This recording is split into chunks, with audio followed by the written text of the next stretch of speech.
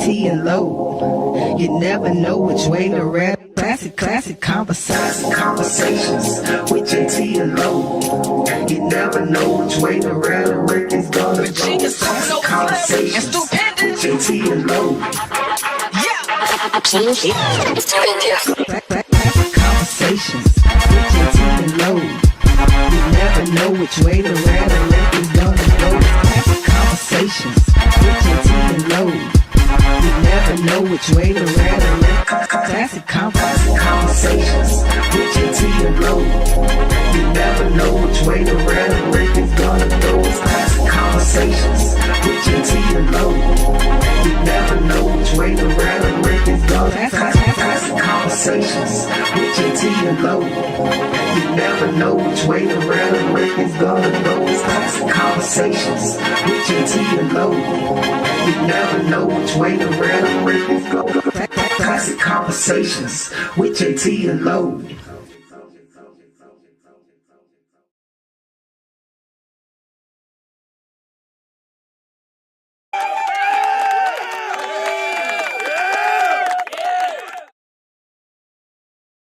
What's happening, people? It is actually 8:30-ish for sure, and it is time for Classic Conversations with Jae Tea and Lo. As I've said in the past, if ish was a thing, Classic Conversations would have it locked down because we are an ishish type of podcast. You dig what I'm saying? So yeah, we're gonna get this thing going, man. Angelo, how was your week, my guy? Good week, man. As you know, I've been losing track of days. Today is Tuesday. So this past week? You had a graduation. Graduation, yeah, man. Hey, man, listen. Stuff start running together. Stuff starts running together. But yeah, man, had a graduation. Aspen has his master's officially at UGA. That's crazy. Super, super duper proud. And good stuff. And what's even more dope is, when we went to Mother's Day brunch, they told us he ain't started work yet, man, and I already got a $7,000 raise. Ain't even started work yet. Hey, man, yeah, threw me off too. He ain't started work yet, man. I already got a $7,000 raise, did they man. see his grade point average and decide to give him a raise? Hey, man, it's different kind of. Hey, man, that boom, yeah. That's pretty dope. That's pretty dope, man. Correct. That's pretty dope. That's pretty dope, man. Congratulations again. Yeah, man. Congratulations again on that. And then I gotta make sure. Okay, yeah, the family's on. And then I just got back from Virginia, so my body's been on a marathon race, right? Because I left. Again, today is Tuesday. I flew to Virginia Monday morning. I had like a 7-something flight, but I didn't. I never really went to bed. You know what I mean? Because I'm late anyway. So Sunday night, went to Monday, flew to Virginia. I thought I was going to get a nap when I got there, but we ended up going to my brother's house, and a nap never presented itself. So the whole day goes on, and then we had the graduation. Congratulations to my nephew, Tank. Tank's what he goes by, Reginald II, Jr. But congratulations to Tank. Yeah, I know, $7,000 raise without even working yet. Congratulations to Tank. He graduated from TCC yesterday. So I flew to Virginia to go to the graduation. So had the graduation. We went to dinner, left there, go back to my aunt's house. Basketball game is on. Get there right in time to see Donovan Mitchell go crazy. Right. Crazy. And then what comes wrong right after the basketball game? The Lakers game. And I'm thinking, okay, I'll watch the first half of this. By early third quarter, should be a blowout. And I'll take a nap because my flight was at 5 o'clock, so I had to be at the airport at 4. Oh, man. You know what I mean? Yeah. This game ends up going down to the wire. So now by the time the game over with, it's what? 1:30, 2 o'clock in the morning? So I lay down for a second. We said we're going to leave the airport at 3, but my uncle, Jap, Hey, appreciate the ride to the airport. I thought we were gonna leave at 3. Shoot, he made around, got up early.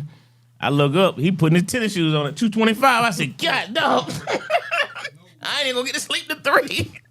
I saw him start tying tennis shoes. I said, well, I guess that means get up. so get to the airport. Get to the airport super duper early. And shoot, it's so early. They ain't ordered the TSA gate yet, man. So anyway, then I had to come home, take Asa, pick him up. I came home. I left my car here, drove home, had to pick up Asa, bring him back to the airport because he's doing a summer orientation for the summer program he do at the airport. Bruh.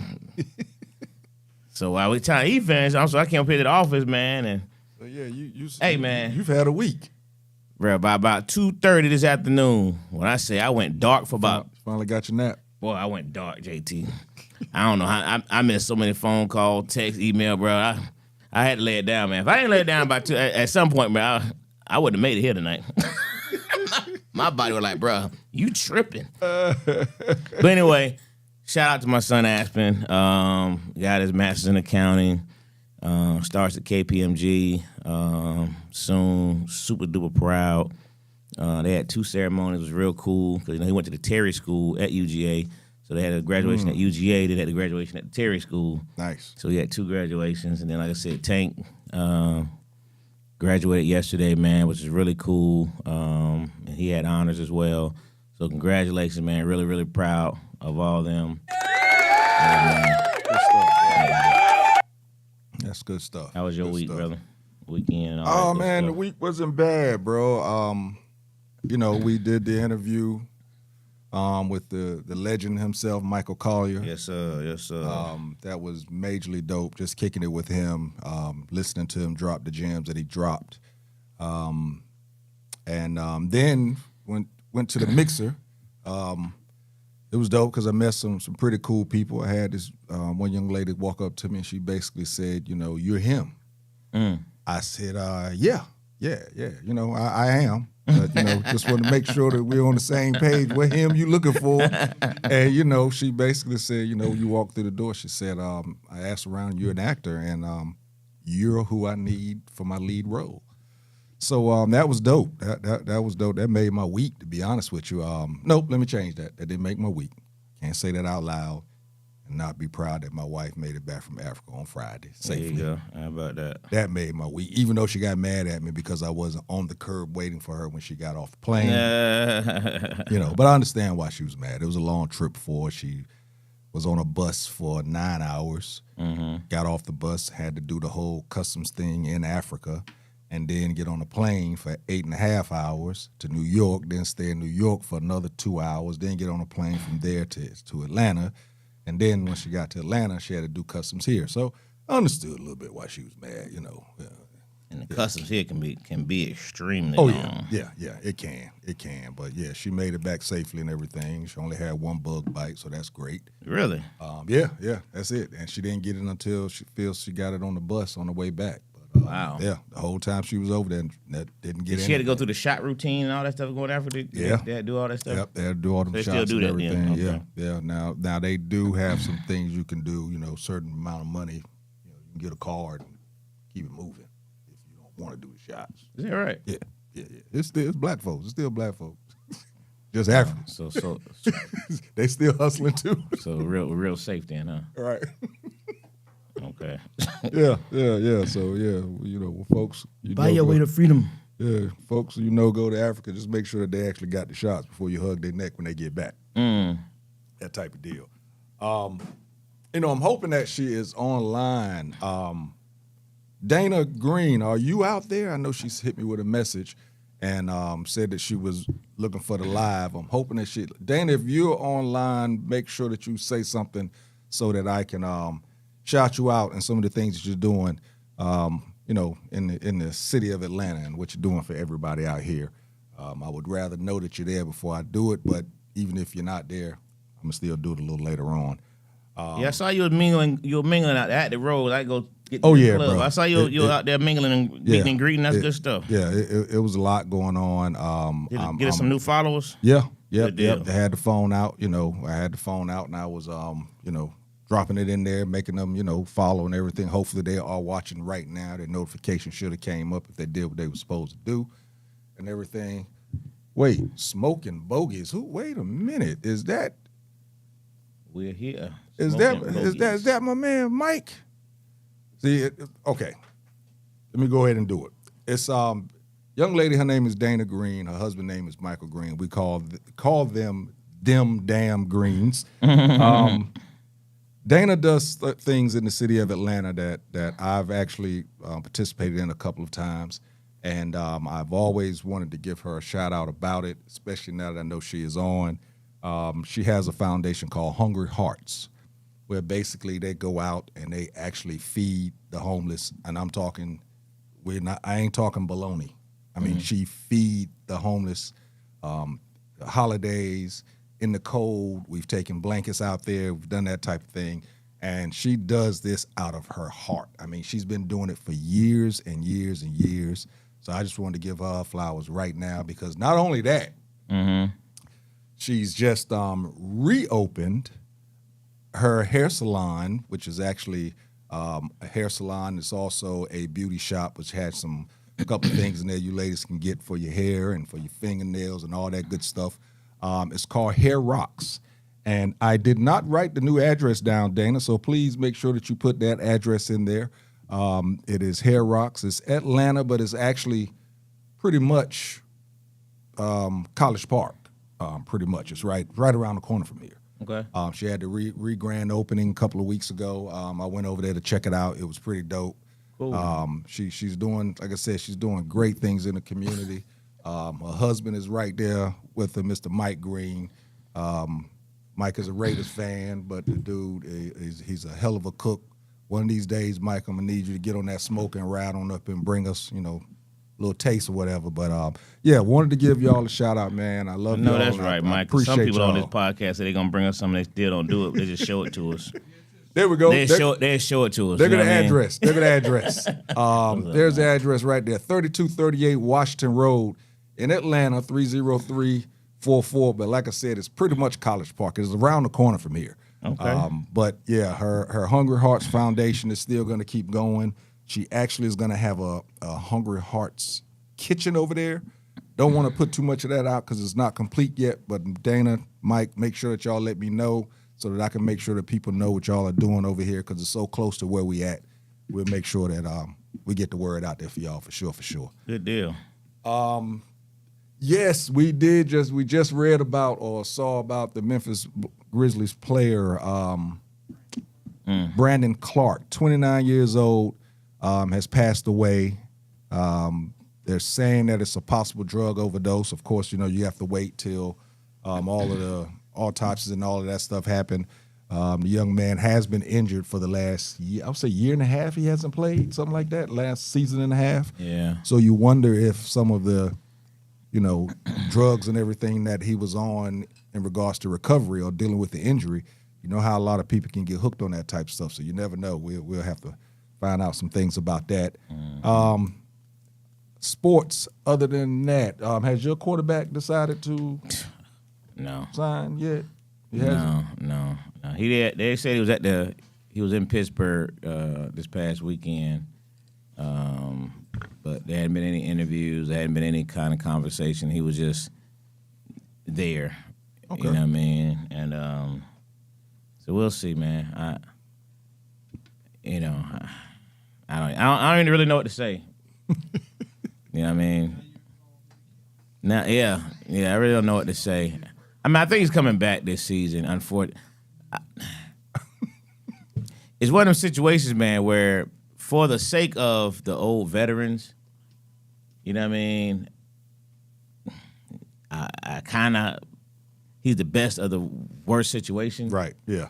And I get it. If you want to have them guys have any chance of winning, you need a veteran quarterback. You know what I mean?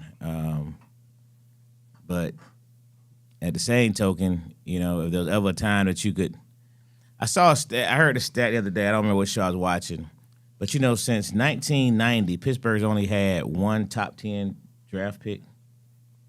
Since 1990, they've only had one top 10 draft Yeah, pick. I mean, that's what consistency does for you. Yeah. Put you in the middle of the pack. So it's like, That's the worst they've been is in the middle of the pack. so it's like if there was ever a time where it'd be like, okay, this is the time, you know what I'm saying? But anyway, Right. not much to say there.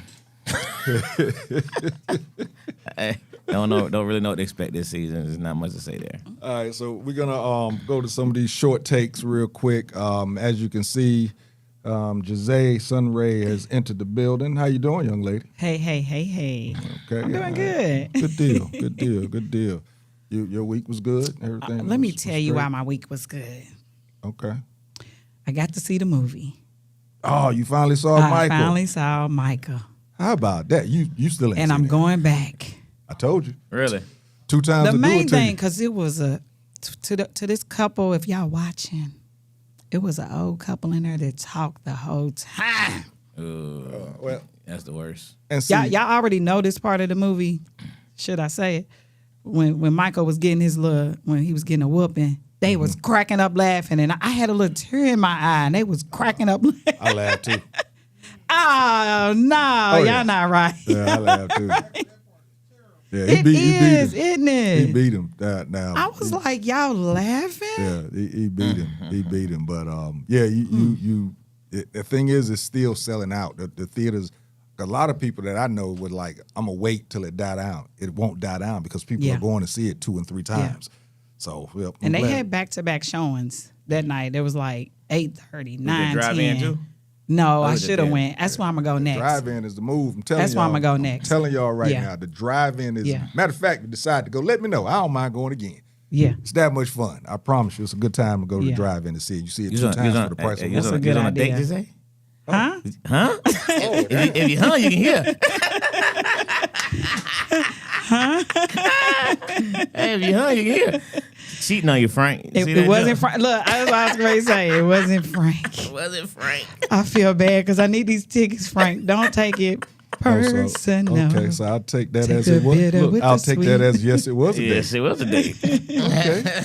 Yes. Did you get popcorn and nachos? Oh, I got popcorn and gummies and Oh. yeah. Yeah, he spent about $75, $80. Oh yeah. Jeez.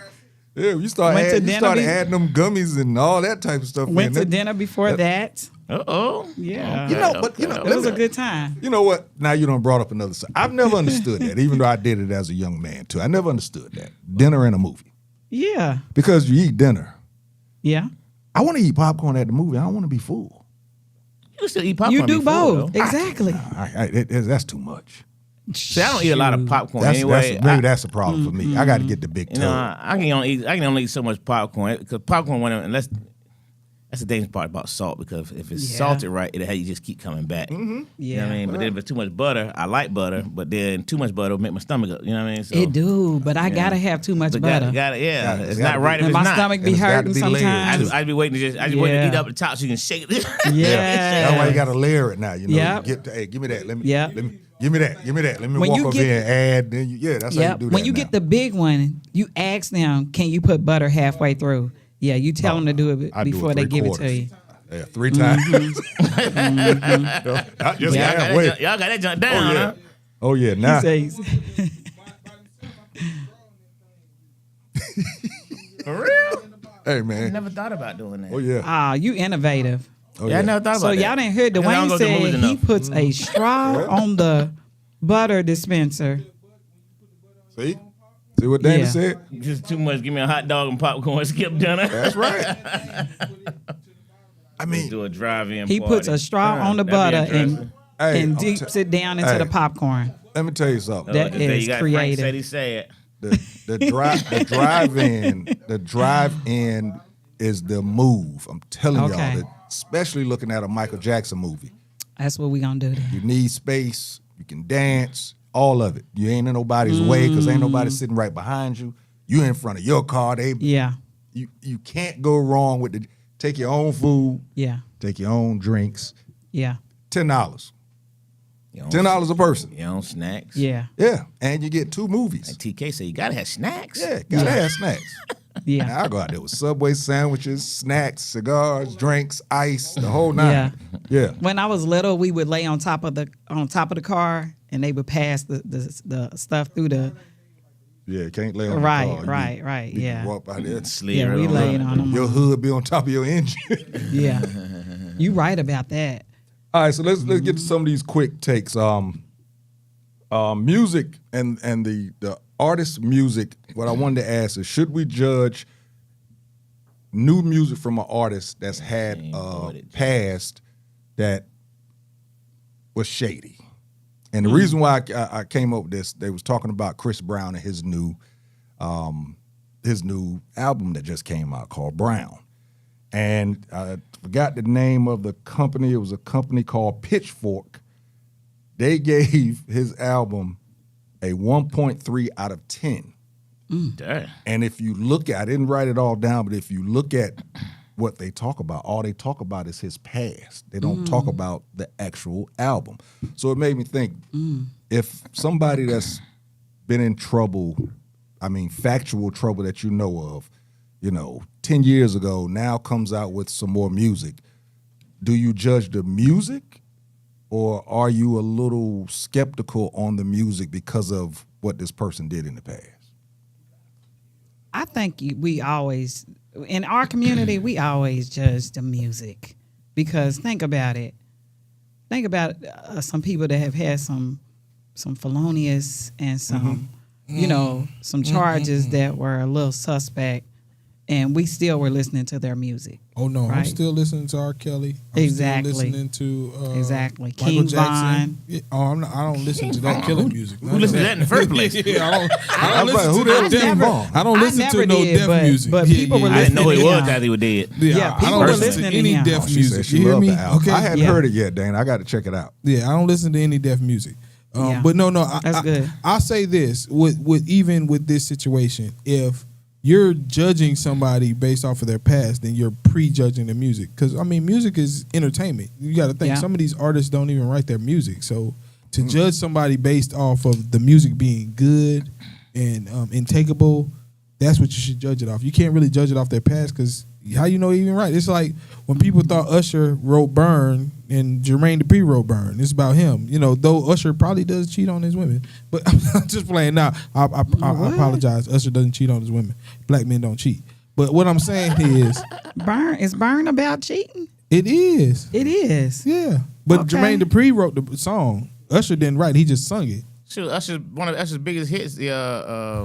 But no, The one everybody thought when he broke up with Well, Chili. do you remind me? Remind me. Yeah. He didn't Jermaine write wrote that, that. too. Yeah, that's what I'm saying. So that's what I'm saying. It's like people relate these things to To the artist. the the artist, and they sometimes not even writing the music. You know what I mean? Especially in R&B. Especially in R&B. Especially in R&B. It's okay in R&B anyway. Rap Correct. music, like it's a crime if somebody wrote your stuff in rap. This is what this Yeah, critic, the critic name is Alphonse Pierre. He said it's a soulless, hit-chasing music with nothing going forward. Hit chasing. Man, had to go. Nothing going forward if you aren't personally invested in the Chris Brown culture wars. That's what he said. And the 1.3 out of 10 Confessions, supposedly thank is the lowest rating I think that they've given since like 2000. 19. I think they said 2017, something like that. It's the lowest that they've ever given. So about have to you say, heard it though? It's one of those. I haven't heard the album yet. Then that's the only thing now. If y'all ain't heard it, But it's Because it smells like hate. if you look at the article, if you look at the article, it talks a lot about the past instead of talking about the That's music. why I say it smells like hate. Chris Brown don't miss, so I ain't even got to listen to the music. He don't miss. He's great at making music. He don't miss. I And don't 1.3, give me a break. Yeah, You ain't got to listen to yeah. junk. You're like, it ain't a 1.3. Yeah, yeah, 1.3. He ain't. He would ain't have come to out with the really biggest fall tour off ever and for come it out with to a be 1.3. a 1.3. Exactly. And I doubt that. I doubt it. All right, next quick take. Have y'all heard about this Say guy Giselle called? look like a whole Rhythm Nation tour up there. hey, I had to read that Hey, one, but- is there Something any like that. comments there in regards to the Chris Brown or the music versus the artist? Yeah, they said let's do a drive-in party. It's called Layering. You ain't seen Poetic Justice. Breezy, love the album. R. Kelly, let R. Kelly come out with an album. Yep, we in there. All day. Confessions was the song I was talking about. Check out his new song, Honey Pack. Honey Pack. Uh-oh. What? Who wrote that? Apparently he wrote a song called Honey Pack. Who? Breezy. Yeah, Oh, yeah. okay. I heard that he did have. I haven't heard it yet. I got to check it out. I'm trying to check it out over the weekend. But okay, the second take. Have you heard about the guy calls himself Chud the Builder? Yeah. Real name of Chud the Builder is Dalton Levi Etherly. It's the real name. He's an online streamer. He's from Clarksville, Tennessee. He's calls himself a Tennessee-based IRL in real life streamer known for producing controversial and high conflict content. Now, what he's doing is basically going up to black folks and calling them nigga. Oh. Yeah. That's basically what he's doing. That's what He's- he's been doing. Yeah, he's walking up to folks and he asking people, "Hey, is that black guy? Is that nigga bothering you?" Yeah, and then recently he took off running because some guys was chasing him or something. Then he got up by the police and tried to get the police to arrest the niggas, No, you didn't do that. and the police didn't do it, because they hadn't done anything to him for one thing. Now, if they would have caught him, I don't know. I've heard of somebody doing that down here in Atlanta at the Beltline. Some drunk guy did it down in Atlanta. He got slapped twice. I saw that. Yeah. I saw that. He went and sat down. Because He dude saw- had on a little short set, didn't he? Yeah. Look, the dude that smacked They him. smacked him. Yeah. Yeah, Y'all I called seen him a that. nigga. Smacked him. Yeah. Smacked him. Technically, though, you really can't just put your hands on That's people. what I was going to ask. If this, Now you can't. Play stupid games. that was what I was going to ask. I know, if but this, still. pride. if somebody did that to you, ran up in your face, and just said something like, "What the hell is wrong with you, nigga?" Now, if they in my face, that's one thing. If they at a distance, I'm just going to ignore them. If they in my face, now you're being aggressive. Well, So you're going to catch these hands. You're going to get all that you came for. now you just said that you can't be. If you in my face, if you're in my face, you're being aggressive. You understand what I'm saying? So you it's think- one thing being in somebody's face where spit can get on them and everything, right? That's when you say in your face, that's what I'm thinking. But if they at a distance, that's a whole nother thing. Okay, say at the front of that table. Are you leaning towards me or you just standing here? Just standing there, Or calling you sitting nigga. here? Yeah, You sit here, you ain't in my face. You in my face. That's kind of in my face though to me. Okay. If you, yeah, that's, What you say, Dwayne? yeah. Yeah. Yeah, go on, Frank. Somebody giving Jose Yeah. marriage proposals on here. Goodness gracious. What? The young silly said, "Hey, Jose, will you marry me?" And just Oh, disrespected wow. my boy. Who said that? Uh-oh. The young silly, she got a marriage proposal on here. What the hell? That's what's up, the young. Messed around and went on a little date, got some Twizzlers, some popcorn. Now she get married. Did you hear them talking about Yeah, you that? went some popcorn and That is marriage too proposal. funny. How Angelo, you figure that's Yeah, the man. same what thing? you think, bro? Somebody flag football. Uh-huh. Let's say we at the Nationals, Mm-hmm. and we doing what we do. Man, get up out of here. Get off this damn sideline. Fuck you, nigga. What you thinking?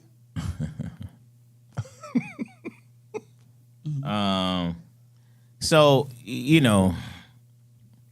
that's one of them questions that I think it changes every decade. Okay. Because there was a time in my life that if that would have happened, Yeah. there's no question. Yeah. You know what I mean? We're gonna make you live up to everything you just said. We're gonna and you're gonna prove. Hey, I'm gonna give you one. If that's what you want, okay. Okay. Yeah, but I'm boy. But at this stage of my life, You took my answer. as long as you not right, you know what I mean. Don't interfere with this space. You know what I mean. If you just saying it verbally, you know what I mean. I'm gonna probably laugh it off.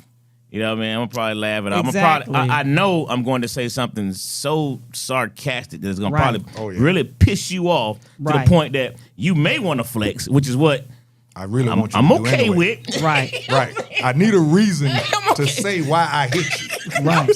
I'm okay with it. And it Need a can't reason to be get words. that ass. It has to be something else. Yeah. Yeah. Now, if I say something that triggers you, Yeah. all right. Well, I mean, but Give my attorney something to fight with. yeah, but the initial thing, you know, so you know, and man. I would say the same with me, man. 30 years ago, sheesh. Yeah, yeah.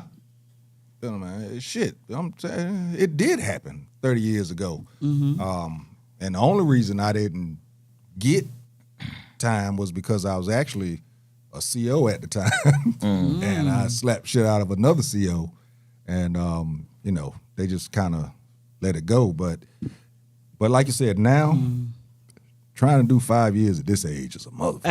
Hey, that's my point. That is my point. Trying I to ain't do going 5 to jail. years in jail right now is a motherfucker. Yeah. But Yeah.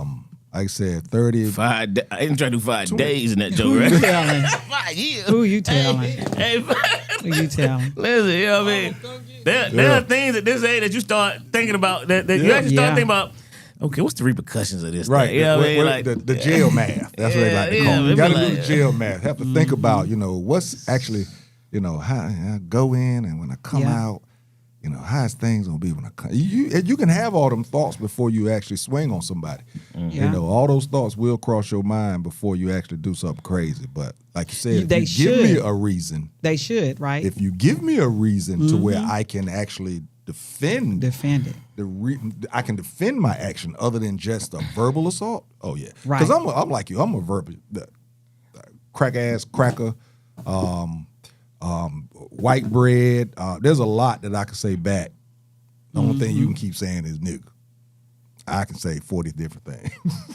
Yeah. You know, and all you're gonna do is keep saying nigga. So Yeah. oh yeah, I'm gonna say something. I'm gonna get up under your skin. And the minute I do, ooh-wee. Yeah.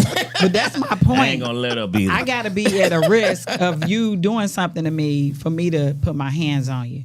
So once you this close, I can say I felt threatened. Frank, I ain't no You know what going I'm to saying? jail type brother. I know that right. And me neither. Times different, bro. Hey. It's like, ooh-wee. all right, and the last quick take. Everybody saw, well, not everybody saw, but everybody knows about the Kevin Hart roast that just happened recently, and there was a lot of racial toned jokes going back and forth flying. I only saw the last part of it, and even the last part that I saw, I kind of felt like, damn, it seems like they're doing a little too much. It's almost gave people licenses to do certain things, you know.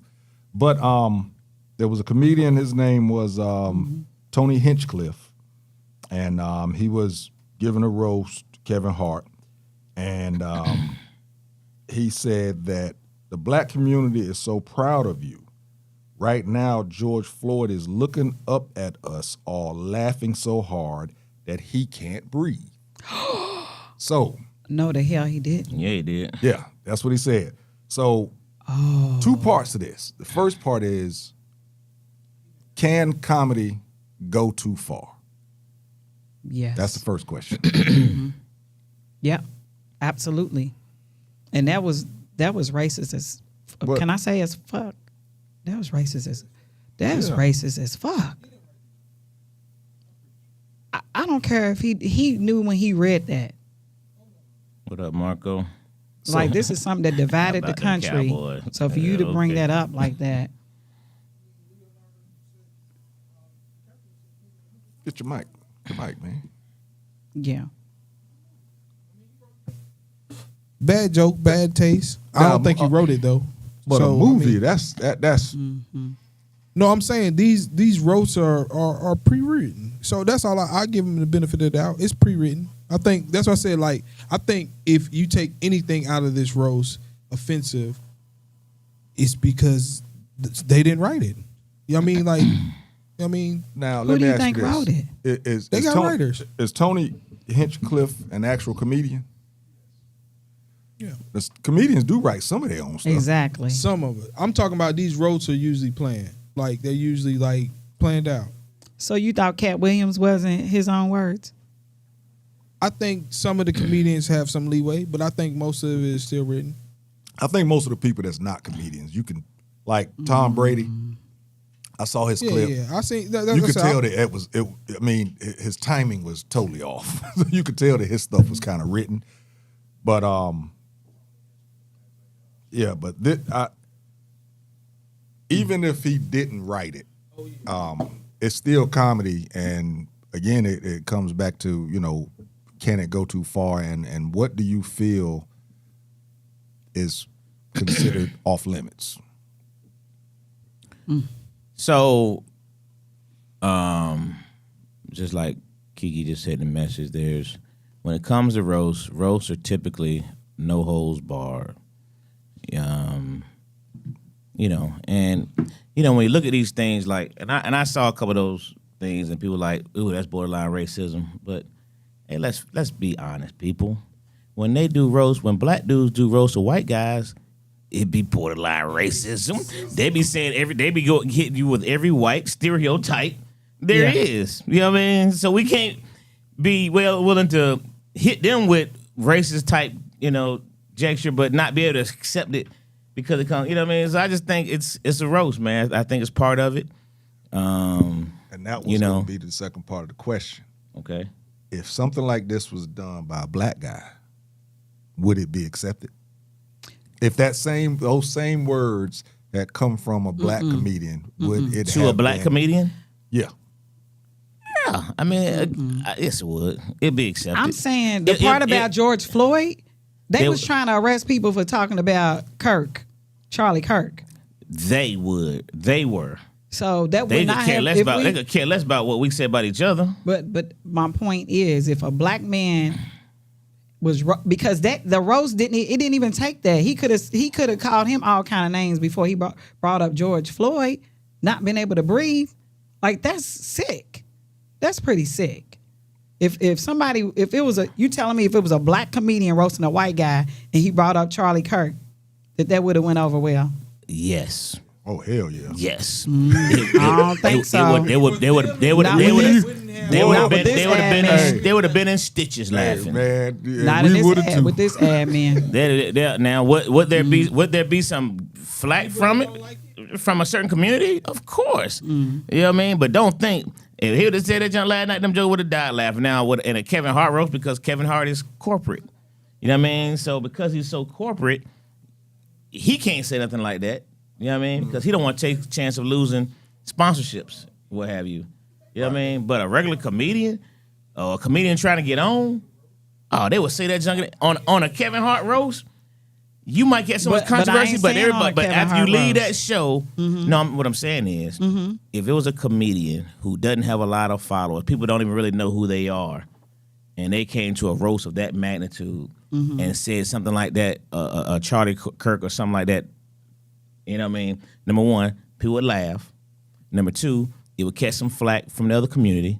Number three, that comedian now would have a name out there because he get more recognition from saying something reckless than he ever had. They would take that chance in the New York second. Hey, let's face it, man. You know, when they say that bad all publicity is good publicity, so many people live by that motto. You know what I mean? So yeah, I think it would be.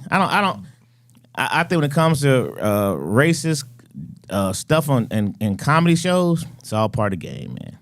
It's all part of the game. It's, you know, I've heard many a black comedian make George Floyd jokes. Many of them. It's not going away. I've heard many a comedian make Charlie Kirk jokes. I've heard they make Martin Luther King jokes.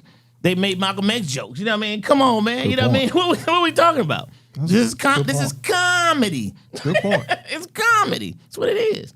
Everybody's not going to like certain jokes. You know what I mean? You may not like the joke. The person next to you got tears coming out their eyes. You know what I'm saying? But that's what comedy is. Comedy is subjective. It's subjective. You don't like the same comedian I like. You know what I mean? And vice versa. See, it's just subjective. That's how it is. This is why I thought this would be good because, again, we have Angelo Sykes, Mr. Uptown Comedy Corner himself right here. I'm just saying, man. Mike wants to say something. Hey, man, you've been trying to say so. Get the microphone. I know. He doing all this, Raise your hand like you in class. Right. I was going to tell you to beat. Y'all talking over there and everything. We trying to have a damn show. I was just going to bring up, I mean, you know, Pete Davidson brought up Charlie Kirk in the, you know, he talked about him. I mean, in the, you know, doing the roast and stuff. I mean, he's not white. I mean, he's not black, but Pete Davidson did. You know, Pete Davidson don't care. Yeah. Pete Davidson talk about anybody. He don't care. He one of them guys. Because he back to back. I mean, he went in on Charlie Kirk and then he went in on Kanye West. right after, you know, it was back to back. And so, Yeah, I mean, it's part of it, man. part of the roast. It's part of it, man. It's part of it. Yeah, like I said, black comedians, well, all comedians use material of opposite races all the time. I agree. You know what I mean? So what makes we think that it's can't talk about George Floyd? Man, please. Come on, man. What we talking about, man? You know what I mean? These folks talk about everybody. You know what I'm saying? There's nobody you can't touch, man. These folks talk about Jesus. I mean, they tried to. They folks make Jesus jokes. You know what I mean? What we talking about, man? They make Jesus. They make jokes on everything. This is what they do. So yeah, I don't think. But I mean, when Jimmy Kimmel was throwing jokes, and it was hilarious. they pulled his ass off the air. Hey, listen. And what happened? He right back on there. You know what I mean? So yeah. And they only pulled it because of this goofball that we got to talk about all the doggone time. But it ain't because it wasn't funny.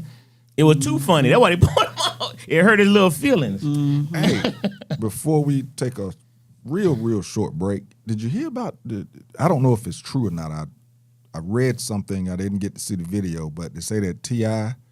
walked off of a late night. Was it Conan?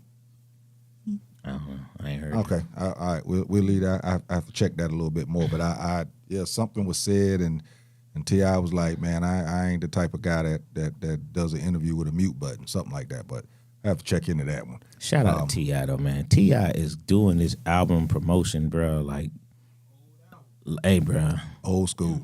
that junk's so beautiful, man. I've been meaning to call him too, man. Old school. What he doing this promotion he doing right now is absolutely bananas, Old school. bro. And dropping the cuts right at the right time. Hey, he killing them with this jump, man. Right at the right The clips time. are so fire. And he did the same song. He made about 10 different clips of it. You know what I mean? That's crazy. Tip, boy, you killing the game right now, bro. Period. You killing. You got Ludacris trying to copy. You see that jump? Ludacris trying. It get a little hit, you know. I see, you know, it's a little, but Tip killing the game right now. Hey, man, that old school hip hop, we don't die. Hey, man. We don't die. Like That's what we've been QT needing, says, I know though. when I'm roasting somebody, ain't nothing off limits. So don't start me because I'm gonna go where you probably gonna think it's too far. Yeah, that what happened in the Jones when the Jones doesn't get started. That's how folks get to fighting. Some people can't take Back it. in the day. Yeah. They up there about to get a ring, some tires, and who knows what else. Hey. I'm too slow. Wait a minute. He said a ring and some tires. Hold on. He got an attention in, didn't he? Hey, yeah. Let me see here. All right, y'all, listen, we're going to take a real quick break, and then we are coming back, and we are going to jump right into the 14th Amendment and what is happening out there with it. For those of you that don't know what it is, we're going to let you know what it is. And for those of you that do know what it is, you should be kind of pissed off. Come share our frustration. Yes. We'll be right back. Classic Conversations with Jae Tea and Lo. And Jae.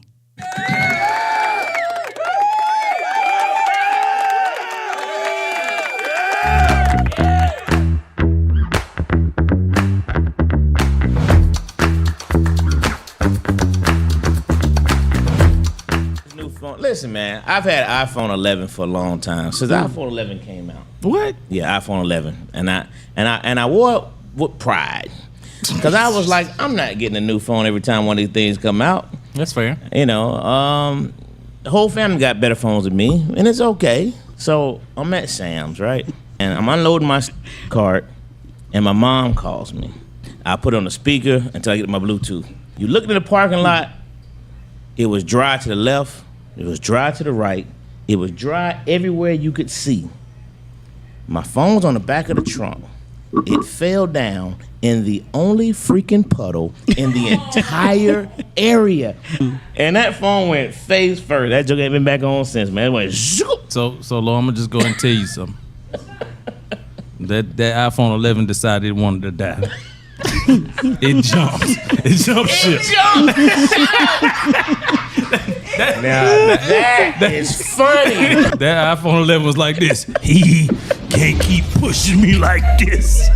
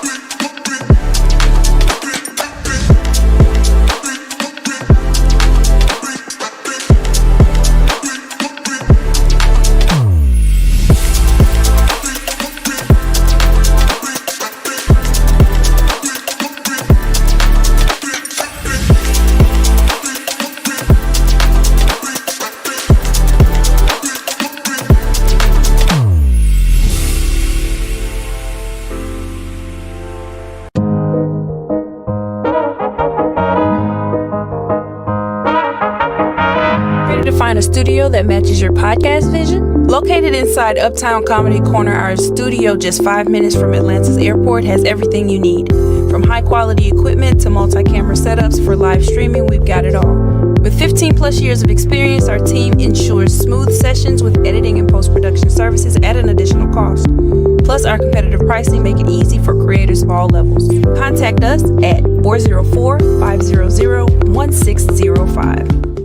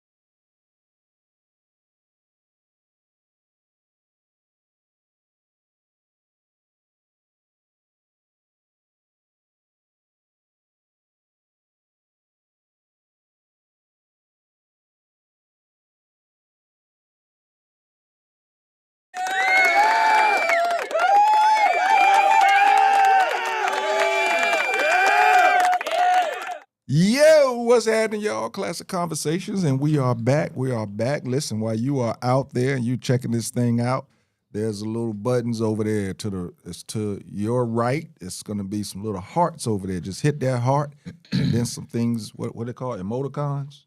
What y'all call them? Yeah, emoticons. They're gonna Emoji-cons. they're gonna pop up and just start touching them for me. Just start touching me, because when you touch those, it helps our algorithm go straight up. You dig? So keep doing that. Then there's an arrow. There's an arrow that points. It's gonna be pointing to your what? Right? Push the goddamn button. That's all you got to do. It's the share button. Please share this. Please share it to all your friends. Put it in their inboxes. Let them know to come on in and have a conversation with us. 404-500-1605. Give us a telephone call because, about to get a little serious right now. We're gonna talk about this administration and some of this craziness that's happening out there. Are we live? Okay, that's paused. All right. I was a little confused for a second. So, yes, we're going to get it going, man. The 14th Amendment. 14th Amendment. Amendment 14 was ratified July 9th, 1868. The 14th Amendment is the cornerstone of the U.S. Constitution that granted citizenship to all persons born or naturalized in the U.S., including former slaves, and guaranteed equal protection and due process under law. It significantly expanded federal civil rights protections, restricting states from infringing on rights, and serves as a basis for major legal decisions. Nathaniel Ledbetter and his position, he's a senator in Alabama? Alabama, yeah. There's a senator in Alabama. He basically, this is word for word part of his, at the end of his little speech that he was giving. He basically said it certainly gives us an opportunity to look at those congressional districts again, as they was talking about the redistrict. Now, his team came out and said that the words were taken out of context. But the problem is the man said it twice. Mm-hmm. He said it 2 times.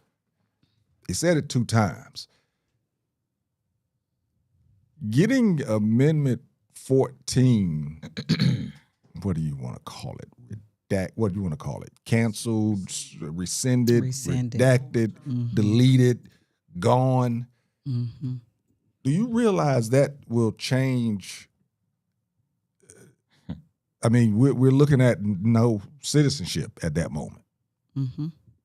Yeah. Born here or not, you're not a citizen if they decide that you're not. Mm-hmm. I saw somebody make a post today, said that these folks are out here trying to take our citizenship and all of our rights away, and y'all are worried about what you're doing for Memorial Day. Yep. Yeah. I was like, damn. Yeah. But the thing is, the way it was gained, are we willing to go there again for this country? I should say, are y'all willing to go there again for this? Because the way we gained it was blood, sweat, and death. And when you say y'all, you ready to die? No. Not for this. No. For That's why I Amendment say 14? y'all, because I'm not. Hey. Mm-mm. So what? Because you're what basically saying we may be going back to slavery. They're taking away a lot of things. And I don't even mind if we end up going back into segregation. My issue is that they keep messing with us, even when I can get along with anybody. I can live in any neighborhood. I don't feel any type of hate towards any person of any color. The problem is too many of them feel that way about us. And will they leave us alone? If they start taking away these rights and we just have to assemble together, will they leave us alone? And we all know the answer. Hell no. So, do I want to live in a country that's going to be like it was in the 60s? I can't say that I do. I mean, shit. A lot of people don't want to live in the country the way it is in the Right. in the 2000s. Right. So what would you do? Segregation. Mm-hmm. I've always wondered. Do we feel that if we were segregated again, we would be better off? We would.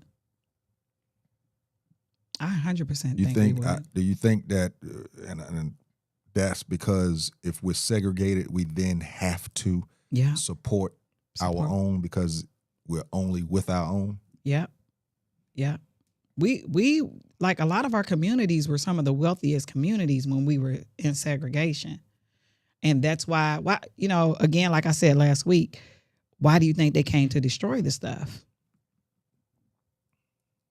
Right? They have, and not all, I 100% don't think this is all people that are Caucasian. I do not believe it's, I think there's, again, I have to say that because my family's very mixed. And I love my family members, all the different, I'm mixed with a lot of different ethnicities and things. So I'm nowhere near prejudiced or think one is less or better than the other. But I will say that when we were off to ourselves and our communities were strong and they were in the people that did not like us, the Caucasians, it was just out of jealousy. Because there's no reason to bother people that are not bothering you, that are in their own little world. There's no reason but jealousy. So do you think it's going to happen again? Hell yeah. So basically you're saying if we're segregated, they're not going to leave us alone. They're not going to leave us alone. They are not going. That's all we want is to be left alone. Why do you think they're changing all this stuff? Because they do not want to leave. It kills them to see us thriving.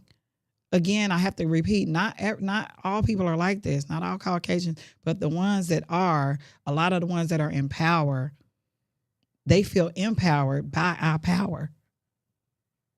So they're not going to leave us alone. They're going to continue to do whatever they have to do to make our lives miserable. And there's a lot of missing kids right now. A lot of missing Black kids. And I wouldn't put it past that they're not the ones that's doing that as well. Yeah. Angelo? So here's our reality, right? Dwayne, put the phone number up because I see some of these good comments, man. Any of y'all feel free to call in and offer your, because this is JT, when we say Classic Konversations is dialogue for our community, this is one of the biggest topics ever since we've been on this platform. Where we are right now in this society, in this country, this is major. Yeah. When you read this, understand what this amendment, the 14th Amendment is. Remember we were classified as 3/5 of a person. Correct. They don't look at us as equal, and this is interesting because of this is the definition of make America great again. This is what it really is about, is to push back to where we had no voice, and they're strategically doing it by things like this. And all this is a piggyback off of, I'm assuming, the other conversation in terms of all the gerrymandering. You know what I mean? This is part 2 of it. Let's split up the votes. Let's divide them. Let's take away their voices. And then once we take away their voices, then we'll have the power and impact to just shut the voices down. Yep. You know what I mean? Let's take them. Let's slow them down first. You know what I mean? Let's put them over here. Let's mix it up, and then once we take majority, now we can vote to shut it down. So he showed his hand soon. Yeah. I think. You know what I mean? Yeah. But this is the plot. This is what they're. This is the goal. Yeah. Go ahead. I was gonna say one thing I'll say about the segregation thing, Jose, I definitely understand what you're saying. I think that we couldn't do that because we don't have sustainable like grocery stores, banks. But we could. Just enough businesses. They would have to give us that or give us land, and they already own things. So it'd be hard for us to sustain by ourselves. But what I think my hope is that what we do is even with them redrawing the districts, we actually show up to vote. If we show up to vote and actually, because what I'll say is, and I think that people might think this is extreme, but I'll just give you an example. I live in Sandy Springs, but I'm registered in DeKalb County because I have a house in DeKalb County. With that being said, the other day I got somebody that knocked on my door. It was a guy, and he wasn't even he was a transgender. But his name, he's on the ballot in Sandy Springs. And he was actually literally door knocking, talking to people. Like, you know what I'm saying? They opened the door and giving his platform. I think that what we have to do when they redraw these districts is door knock and go and turn some of these districts that they think they're going to turn back to Democratic. Because like I said, this is how I even look at this politician thing. I really don't look at a lot of TV, but when I see TV, like even in Georgia, the Republicans are only running on the fact that they have Trump's endorsement. They're not even giving you viable things that they want to change. Right. They're running strictly on the fact that Donald Trump endorsed them. They have nothing else. They have no substance. And what I was trying to say about the guy coming to my door, like, he was a human being, and I'm in all seriousness, based off of if I was in Sandy Springs, just seeing and talking to him and having a 10-minute conversation, like not even 10 minutes, like a 5-minute conversation with this guy, I would have gave him my vote. And you know what I'm saying? He was an independent. But what I'm saying is those are things that need to be done. So what I feel like needs to be done is when they redraw these districts, we need to door knock. Like, hey, take whole communities with you. Like, hey, this week we carpooling to the polls, the early vote. You know what I'm saying? Just knock these folks out, man, and really show them they ain't got no power, because they think they're the majority. They're not the majority if the Latinos, the Asians, the blacks, we all get together, and the whites that you say that are on our side, Jose, because there are some. Yeah, and 100%. That number is way bigger than his number. You think so? He has a specific number. That's another thing that we have to look at. Okay. He had the same amount of votes last time that he had this time.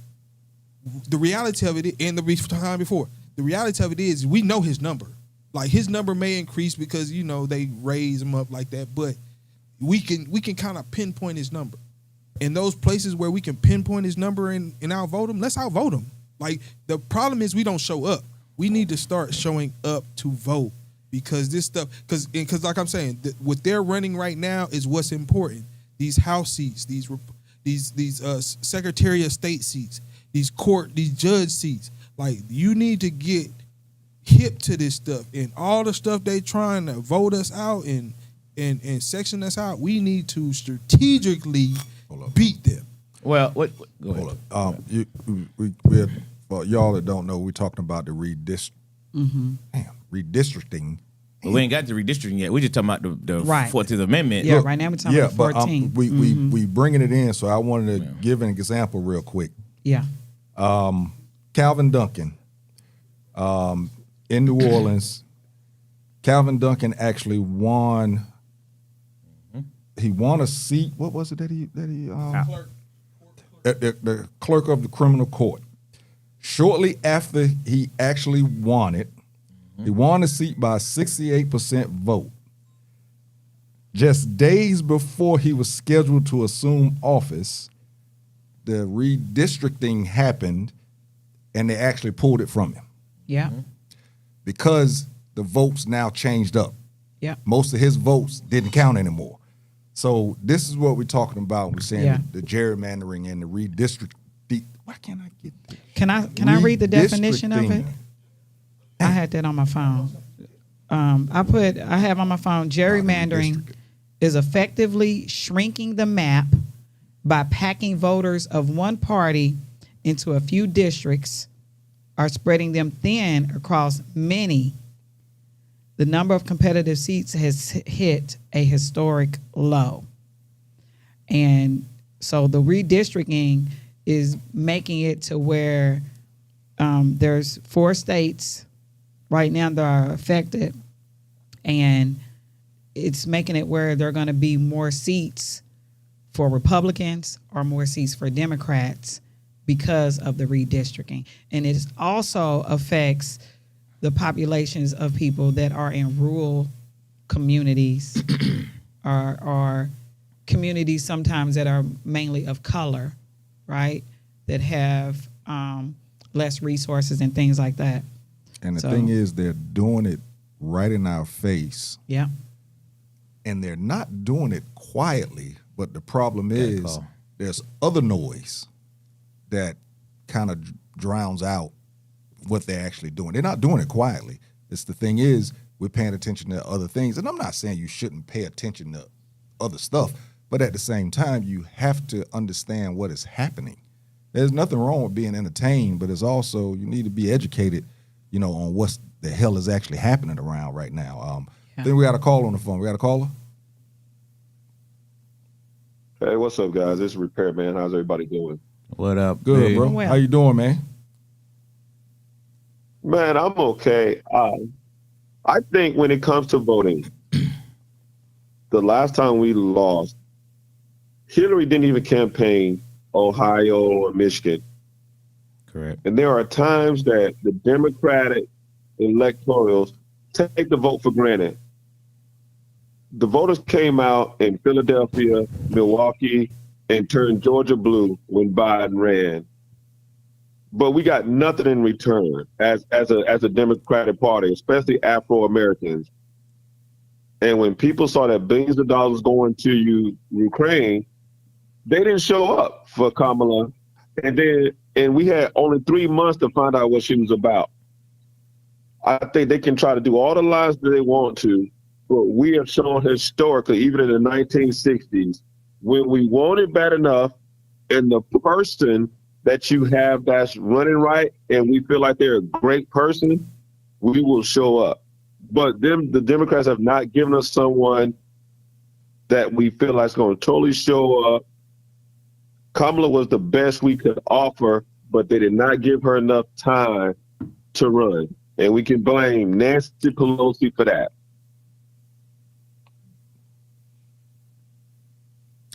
But do we need, at the state that's going on now, and we see what the Republicans, what their agenda is, do we need a lot of information to just think to vote Democratic? Yes. Or Yes, you do. Okay. What he said is 100% correct. And I was going to get to that point.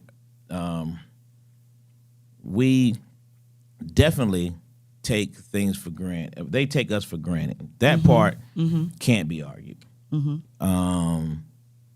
know, we just vote a certain way just because that's what we have been trained to do. You know what I mean? And those things I definitely agree on. We don't demand anything. You know, and I'm talking about we as a people now. Yeah. You know, because a lot of laws have been passed. Now, you know, they overlooked a lot of things. They overlooked, you know, certain crime things. They overlooked the John Lewis bill. They just overlooked these things because we didn't have enough voting power, and we allowed them to kind of call the shots. But I do believe that we don't hit the communities as well, and we don't give our people. We like. Well, I ain't got to tell the black people what I'm gonna do because they're gonna vote for us. They're gonna vote for us anyway, and that's been the attitude. You know, now I know, you know, to touch a sore subject, but I know, you know, people were pissed off at Stephen A. on what he said about Jasmine, but if you look at what he said, this is why he said she lost Texas, because she took the black people for granted. She just assumed all of them gonna vote. Right. You know what I mean? And you never really went to them, you know? And that's something I think the Democratic people, they don't just go to the parties to assume you're gonna do certain things, especially our community. That's something that had to do better. You know what I mean? The other party don't care, you know? And you said earlier, they're strictly about the power, the seat. They ain't telling you jack. Well, all that dude from Alabama said was, we gotta do this so we can protect the Republican seats. They ain't giving you zero information.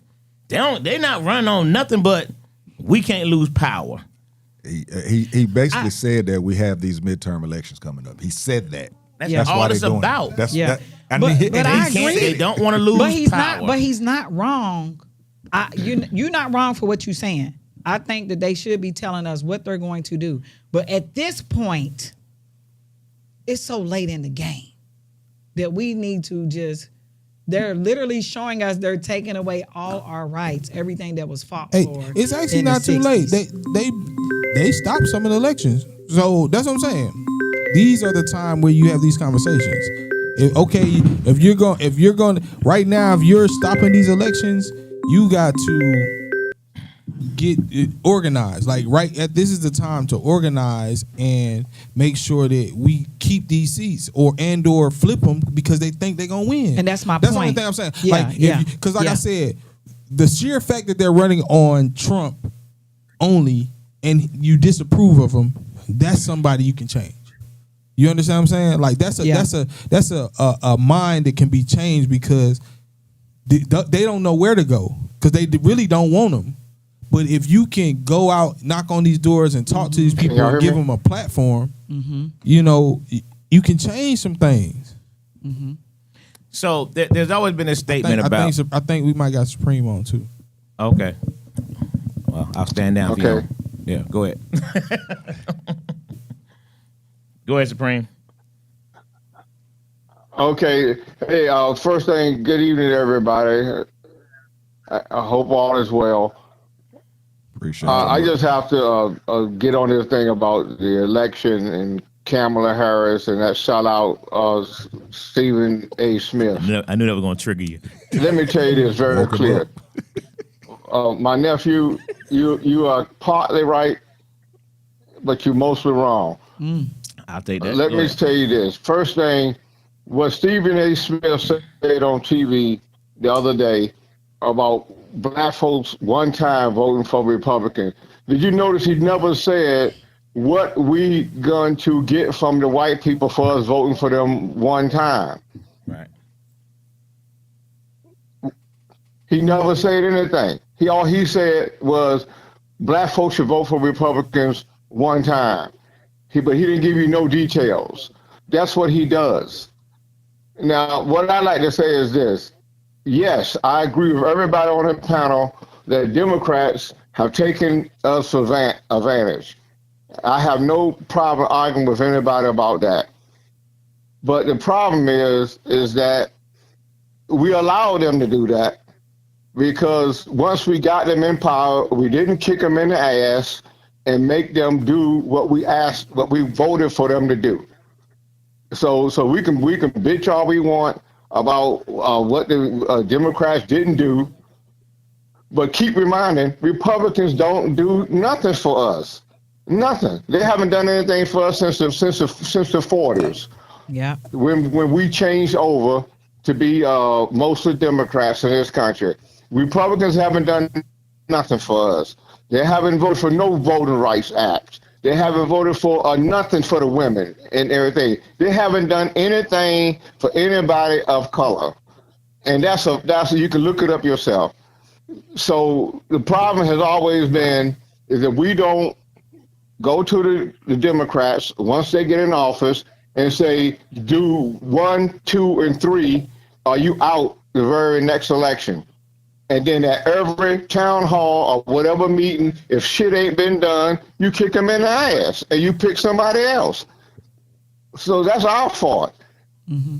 And so the other thing I want to say is that on the thing with the black athletes, it would be great if we can convince a couple of billionaires, black, white, couple of billionaires, I don't care what color they are, to fund these athletes to go to our schools, put all that money in their pockets like they're doing anyway, and then say, play for this school for your 4 years, and then you take a school, Alabama State, and you kick Alabama ass and see what will happen. You see, it would have changed overnight. Because white folks in those southern Bible Belt states would kill themselves if these black schools was to turn around and then become very powerful. And they can do it in less than a year. You can do it in less than a year. You get all the top athletes in each position that play for these colleges, you can turn the college around in 1 year. And you kick their ass in the game and see what happens. Those votes will change overnight. So look, again, y'all, thank you very much for my time. Republicans ain't gonna do shit for us. Come on. Democrats have to be kicked in the ass every day. Yeah. And black athletes need to play for black colleges and kick white teams' ass. Y'all have a good night now. I love y'all all. That's what's up. Appreciate you, Supreme. Let me just comment on that real quick, right? Of course, I agree with what he said, and I just want to reiterate, Supreme and anybody else. I'm not saying I agree with what Stephen A. said. I was only talking about the part where he said she didn't go into the community. She took us for granted. That's the only part I was talking about with Stephen A. I don't agree with all voting for one party because, if you're going to do it, then do it the opposite way, the way I see it. Because I've heard people say that there's one time to vote. He wasn't the only one that said it. I've heard it several times. There's one time vote. Well, let's one time vote for one party. But why it got to be the Republican side where you know it's not going to do nothing for you? Do it the other way. Yeah. You know what I mean? If you're going to do it one time. But I was just saying, I just don't think the part of taking our vote for granted correct is an issue. Mm-hmm. You know what I mean? Now, in terms of the athlete part, and I know number one fan said it, Ryan Clark said it, and it's been a real big debate here lately. I got it in my notes for the day as well. Is about if all the black athletes didn't go to those gerrymandering states because, and Frank posted earlier this week in terms of when that one athlete said, I'm not going to play for Ole Miss because of this flag. Yeah. You know what I mean? And what happened? Hey, Lane Kiffin just came out and talked about that. So it shows the voices can be powerful if you want to stand 10 toes down on it. Yeah. Now, if all those black athletes said, we're not going to go to these schools that participate in gerrymandering, I think that's a big difference. I don't necessarily think you could turn. Sorry, Supreme. I don't think you could turn around a black school in a year. No, even with the best athletes. Number one, you still got a facility issue. Yeah, and you got a coaching issue.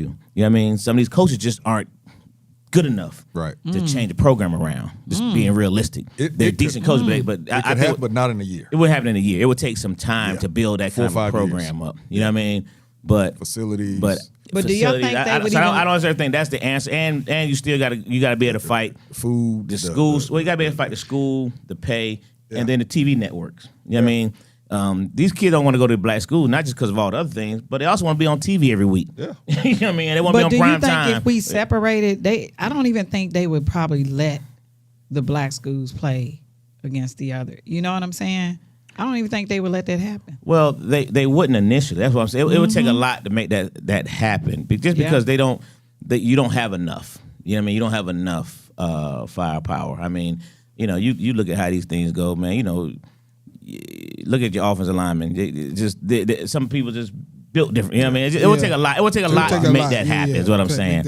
I agree. But I do think they can make noise. Yeah. I do believe if they said, okay, you know, all these top athletes decided we're not going to any school in Louisiana. Yeah, we're not going. We're not going to any school in Texas. We're not going to any schools that are changing these gerrymander laws. Y'all want to play that game? All right, we're going to go to. These are the schools that we're going to. So in this new portal, we're open to you. Yeah. Now, in the pocket. now you would change. You open up some eyes. Yeah. Ooh, where you open up some eyes then? The thing You know is, what I it mean? would have I to be agree. done. It would have to be, like you said, it can't be 12 of them. No. There's got to be a lot. Yeah. It has to be a lot. It has to be a conglomerate. It has to be- Yeah, and the thing is, what would really be dope is if the ones that's there right now said, "I'm not doing it. Got my contract. I ain't doing it." The ones that's there right now. Forget coming. The ones that's there right now. We ain't they playing did it. this year. But what if they It'll took change all your everything. rights? If they take all the rights away,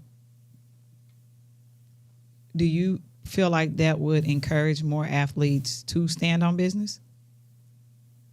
When you Well, say- I think it'd be too late then, Jose. That's what I'm saying. Like, I think, like you said, the time is now. I hate to say it. The time is now. Especially, because let me say this. Yeah. The NIL is paying your money. It ain't really the school. It's a person. You got to and that person probably may be on that other side, but you want me. You paying me the money. Your ideas better change. Or I ain't playing. we saw a school, was it Tennessee, where the entire program Left. left. Yeah. All the girls. Everybody. They Yeah. left. It was a football program not too long ago. Remember the entire because team the left. coach- The entire so They this fired the so we're coach. not talking about something that can't be done. done. Exactly. Yeah. You know what I mean? Yeah. But the problem is, you know, are you willing to make that sacrifice? Yeah. Yeah. You know what I That- mean? that's- And too many that's the times, I think biggest Nash said something about it earlier about the working together part. It's too many times where can we come together? You know what I mean? And it would take a major voice. And I think Ryan Clark got the conversation started. Now, if you piggybacked off that and these athletes looked at it beyond anything else, you know what I mean? But you know, these guys are young. These guys getting money. These guys if like I said, if some more of the, not Ryan Clark is retired. He's in television doing his thing, podcasting. But if some that are actually active right now took that stance, the same stance that Ryan Clark is taking and getting that conversation sparked, I think it could really start a movement. But like I said, it can't be the top two saying I'm not going to do it, because that one that's third is now going to look at it and say, oh shit, this is my chance. I'm going to play because they not playing. So now I get to play. But all of them have to do it. They all have I don't to do even think it could be that. I don't, like you said, I think it should be, I hate to say it, like you said, the quarterbacks, the people, like I said, the people who are not even getting paid by the school, the people who can directly trace their NIL to people who believe in this, and you say, you know what, this what you believe in, or I'll either, you know what I'm saying, I'll go find somebody who believe in something else money and leave your money here and go somewhere else, because it ain't, we don't believe in the same thing. I shouldn't even be taking your money. It would be super dope right now. I ain't gonna lie to you, man. It would be super dope. The more you just think about this, it would be super dope right now if these young black athletes took that stand. Funded. And who, and I'm saying is, just think about what they would show these NFL athletes. Because just think about these NFL athletes, although I didn't agree with Colin and a lot of things he did, right? But when it became the principle of it, Right. you know what I mean? When it became the principle of it, of you are basically saying, I don't have a right to take a knee. Right. You know what I mean? Whether I don't agree with his premise or not, Right. you basically started can't saying, take my right. you can't take my right. And they basically said, oh, yeah, we can, boy. You know what I mean? And that's what it's getting ready to get into. But That's listen. Yeah. exactly what Jerry Jones said. Exactly what that's- I said. that's what's but gonna my go point- down. But my point is, look at how all them black athletes cowered down. They all cowered down for the check. You know what I mean? So it's like, now, how do you get, that's what I'm saying, it would be a major stand, because if these professional athletes cowered down, how do you get an 18, 19-year-old who's been broke his entire life, and now I get a chance to get my mama out the hood for the first time? You know what I mean? How do you? So I'm just saying, it would be so major if that could happen, because what would they be saying to these pro guys? Y'all look, we can do that. You know what I mean? Right. Yeah. Oh man, it could be game changing, bro. But it y'all- could be game but changing. y'all do understand they're trying to. The mentality could go back to, like you said, you used to play for the love when it wasn't about the check. Yeah. You know, and I felt like it made better players too. So if to me, it's the right time to take the stance, because then it gets back to you getting back to the essence of why you playing the game. Like you said, you know the check gonna come in the NFL, but if I take this stance now, what can I change? What what I'm saying? Yeah. Even before I get to the NFL. Yeah. There, the thing though that I'm trying to kind of zone in on it is that these laws that they are changing is going to make it legal for them to discriminate against us. You understand? And a lot of people don't get that part of it. So if they want to say, I don't want you working here because you a nigga, there's nothing you can do about it, right? So when they start changing those laws to that, and that means they got you by the balls if you don't comply and you're working for an employer that is white. So that's why I don't see a way around it for us to succeed, but to be segregated. Because if they're dismembering, if they're taking apart all the laws that protected us from being harassed, being discriminated against, from them just being able to take our livelihood whenever they get good and fucking ready, I don't understand how even these athletes, how do you stand with something like that? How do you keep playing for these teams that they are voting for these things and they're in agreement with these things? So now they're going to be manhandling everybody. You think they're not? You think they're not? They already were doing it when they did all this stuff with Shador.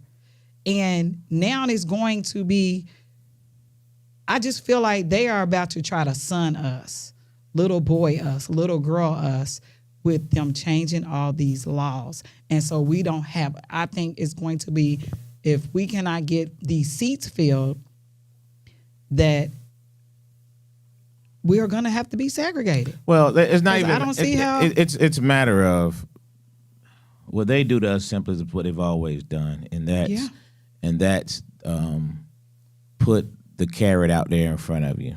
You know what I mean? And we as a people, just us as a people, will fall for that banana tailpipe too often. You know what I mean? Because they know, they feel comfortable with the fact of we won't challenge it. You know what I mean? At this current stage, we won't. We'll bark a little bit, and then after we finish barking a little bit, we'll go back into the corner, and then we. But while we over here actually making changes, we'll let y'all do y'all do all that fussing. Yeah. You know what I mean? Like, just like, I don't know if I saw y'all video the other day. You know, the people in Memphis, they were tearing them people up coming out that courthouse. I mean, they were joning them. That lady was getting him the business. You know what I mean? She said, "You look 140 years old, boy." It was funny. It was hilarious. Yeah. But now, are they gonna come back tomorrow? You know what I mean? Are they gonna? Are we gonna trigger the vote? And it's gonna be really interesting how this thing works. Now, as far as the Democrats go, the Democrats now have the ability to do the exact same thing. Okay. Now, the Republicans are doing this gerrymandering in these red states. Yeah. Now, Democrats, are you going to pull your balls up and do the exact same thing. Right. And You know what I So mean? they- so they are trying Are we to gonna do go that. tit for tat, or we gonna do what they always do and just we're gonna play the good guys? We're gonna be, you know what I mean? Because it's like, all right, y'all want to do that? All right, watch what we do. So, You know, so that's that what opportunity to do it. California is doing with their gerrymandering. Governor Newsom bypassed an independent commission via a ballot referendum to redraw maps, likely netting 5 more Democratic seats. Mm-hmm. And then there's another state that's doing the same thing, that they're trying to get 4 more. So it's going both ways with what they're trying to do, right? Because they're doing it. They're doing the shit. But we're trying to get in there too and play along with what they're trying to do, right? So definitely. Yeah, it's crazy. I mean, the number of black congressional seats that have already been lost, just taken away. With this redistricting thing, man. It's Yeah. just, you know what I mean? I just feel like, I just hope that party-wide, the Democrats will do the exact same thing. to If they take a don't, win from somebody. just take To it. take a win. Yep. I mean, Yeah. to take a win. Yeah. You've won. It's your position, and now you just take it away a couple of days Yeah. later. Yeah. Again, right in front of our face. Yeah.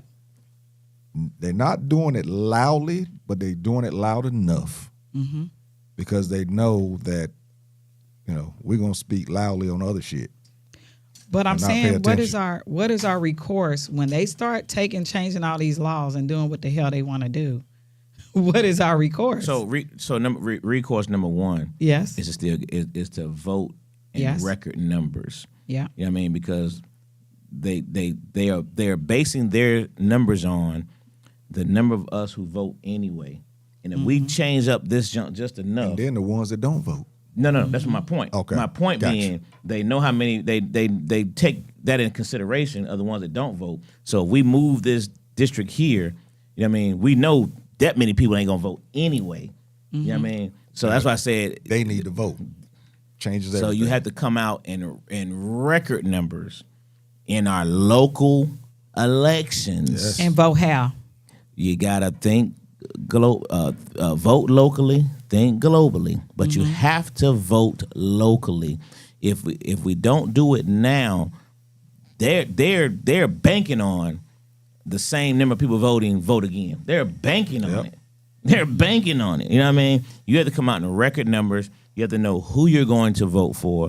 You know what I mean? And don't let right now you got to figure out, okay, like when I was looking at the ballot, when I voted last week, and as I was looking at the ballot, I was looking at it in terms of which one of these people have a legitimate chance of winning against the Republican. You know what I mean? I wasn't looking at it as who's the one I like. Which one of them have a legitimate chance of winning? You know what I mean? Because some of them people you might think but can they really win? Right. You know what I mean? Like our governor race. You know what I mean? You got to really make a decision. Can Keisha really beat anybody on that Republican side? You got to really think about it. You know what I mean? And that, I ain't gonna lie, it was tough. It was tough because you got to do Estevez. I think has a legitimate chance of winning. I mean, a legitimate chance of winning. I'm just saying, you got to really, you got to go into this voting right here. You got to look at this a little bit. You got to go into it strategically, very, very strategically. So, I saw you moving, so Yeah. help you out a little bit. Should have put it in the middle. We're going to put it in the middle on the break. So you can pull it over You there. got your little fan? No, because I thought, Lo knows what I thought. can't do it in 1 week. Too hard. It's too hard. I thought You about a it. mess. That's a mess. JT gonna help us out. He gonna bring something in here to help it out. Real quick. Matter of fact, you know what? Let's do this live next week. Yeah. Tuesday. Yeah. Make sure to remind me in our chat to bring what I need to bring because Okay. me and him, Yeah. Yeah. we ain't. Yeah. Shit. I walked in. He was like, "Damn, I forgot to tell you." And I was like, "Damn, I forgot to get it." And I was standing right next to him. Okay. You know I ain't gonna next forget. week. I'm gonna say put it in your car. Yeah. Nash says she not about that life. Talking about you were gonna bounce out the country. Talking Ty Vick said you can't put it past them. I never thought Roe versus Wade would be overturned. You ain't lying. Exactly. You ain't lying about that one now. Exactly. Coach Nash said, what happened to Tulsa? Where's Lake Lanier built on? All true. That segregation thing, man. I agree. Black people are just too innovative, too creative. We're just too much. They don't like us, but they know they can't let us go. You know what I mean? They need some of this here. Yeah. You know what I mean? So and they know it. You know. Yeah. And then, like you said, they know if they drop that carrot enough, they can keep some of us. And if they keep some of us, the other of us is going to follow the people that divide and conquer. I don't divide think so. and conquer. Divide and conquer. I hate to say it. If I was a young, like I said, candidate running for office, it wouldn't be nothing for me to, like, especially if I'm in like a metro city or a rural city, for me to find all the young fellas that ain't doing jack and round him up every weekend. You know, I mean, you know what I'm saying? Just have a day. I'll be over there, man. Ride your four wheelers to the polls. You know what I'm saying? Like, but you know, you understand. This is where the money part comes in elections. You know what I mean? Yeah, there's a lot of crooked stuff goes on in these elections with money because it comes a lot of money that gets involved. But this is where the money part really plays a role in elections. Is how much money do you have to get your word out there? You know what I mean? Like when these media, like these commercials, oh my goodness. Damn. You know what I mean? But some of these other candidates, they can't afford these commercials. Right. You know what I mean? So now that's where your street team has to be involved. And how much, but you know, they pay these street, you know, Joe's way the money. How much money do you have? Like you saying get the young guys, what are you going to give them to do it? What are you going to give them to do it? You know what I mean? It's going to be, it's just, you know what I'm saying? That's the numbers game, man. You know what I mean? So I mean, they raise money. There's money out there. If we just not support, enough. There's if money. we support these There's people, money like, out I gave there. money to Jasmine Crockett. No, I seen her thing. That's what I was saying earlier. That's what I was saying. I'm saying that's where the money can become because sometimes people don't use the money in the right places. It gets misappropriated. You know what I mean? And so then some people don't want to contribute because they don't believe that it's going to the right place. Going to the right. That's, you know, it's just a lot of, you know. But that's why that ground and pound has to come in at. You know what I mean? It's just like, you know, doing street promotion still works, man. That ground and pound, still works. And I mean, still works. Going just don't put up a bunch of signs because you look at all them signs. You be like, well, who? 57 of them. Who are these people? Yeah, I mean, who are they? And I'm saying, get out in the community. There's enough events happening. Here's my point. To where you should ground be and pound there, speaking to people, what at traditions. That first time I came over there. Yep. All those politicians. Them politicians was in there. But not only there, man, all of these things going on in parks. These DJ, I mean, these are free events that a lot of people go to. So why wouldn't you go and say something like, you want more events like this? Yeah. Vote for me. This is the type of stuff I want for our people, for our communities and things like that. But you have to get into those areas, not only your street team, but you. Correct. Yeah. You, if the politician themselves actually got up there, did anything, did the cabbage patch, anything to get somebody's attention, then after you get their attention, you speak. Yeah. But just getting up there in a suit and hi. And like nobody can talk to you. Yeah. Hi, my name is, and I'm running for, man, people are doing like this now. We, our people, we're visual, period. We're visual. You give us something to look at, we're going to look at it, and while we're looking, that's when you flip it and start talking about what you can do for us. And that's how I feel that's how you would be able to get more into the community that way. But just walking up there in the suit, and I ain't going to say preaching, giving a speech that somebody else wrote for you, it doesn't work. You got to get up there and you got to give. You got to. But why does it have to be so theatrical? Why can't they just go up there and say, "This is what I'm trying to"? Because we are who we are. You have to recognize who we are, and you got to meet us where we are. Period. Okay. You can go into a boardroom at a Fortune 500 company and go up there and stand and have that speech. But if you go to the park where they having a party, You ain't gonna just walk up there in the suit Per- and per- people pay attention. Perfect example of what you asked and what your response was.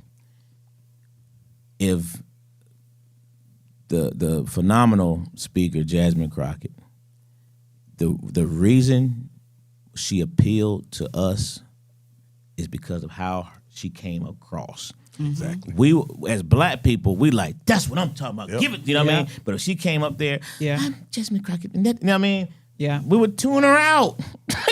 Now, she could be saying the same thing, but if she didn't deliver it the way we can receive it, you know what I mean? She wouldn't have that. She would have never had that same momentum.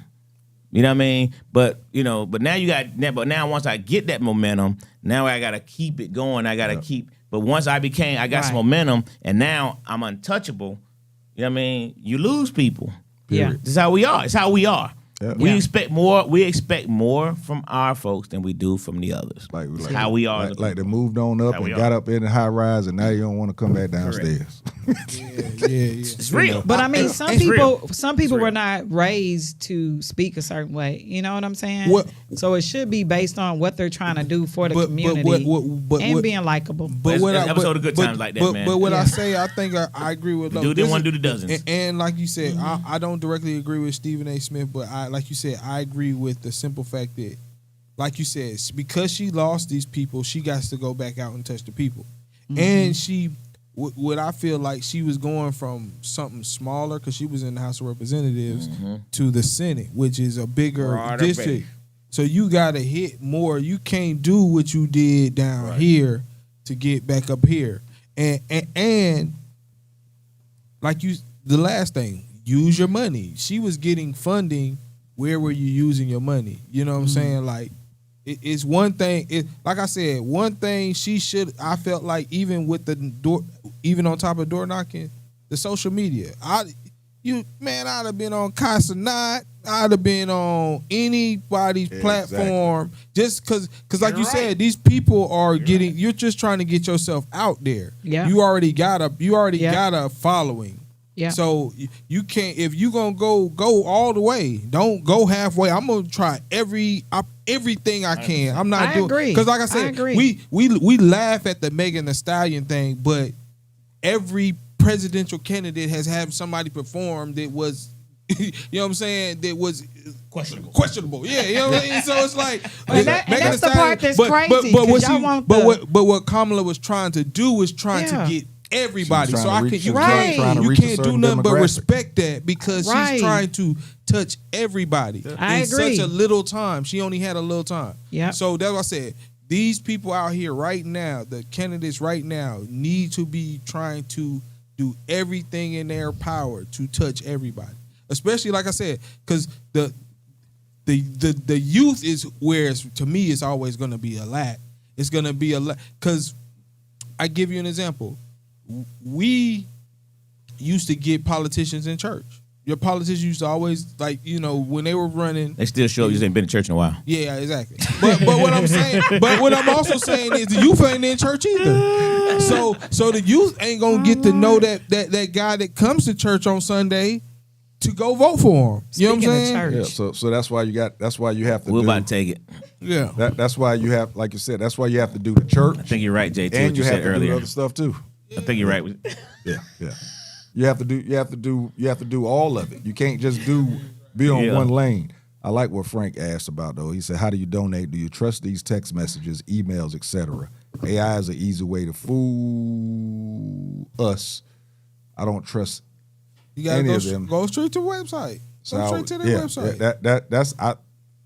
When you talking about donating, I damn sure wouldn't trust a text Go message. straight to their Yeah, page. Go straight to their website. Yeah, But if you're gonna do it. That's how like it I has said, to be done. to me, I just think that because you see it, like I think what the mayor of Baltimore is like 30, like his 20 something. He's in his 20s or something like that. And it's just because he just went out. Yeah, he just went out there with the people. He out and there. Even Mondani in New York, he went out out there. there and. He was went and in got Madison- them folks. he was in Madison Square Garden. He was in he Brooklyn. knew He was how in to Bed- get he them was people out there, You man. can say as much as you want about what he's doing, but he went and got them folks, man. You know what I'm saying?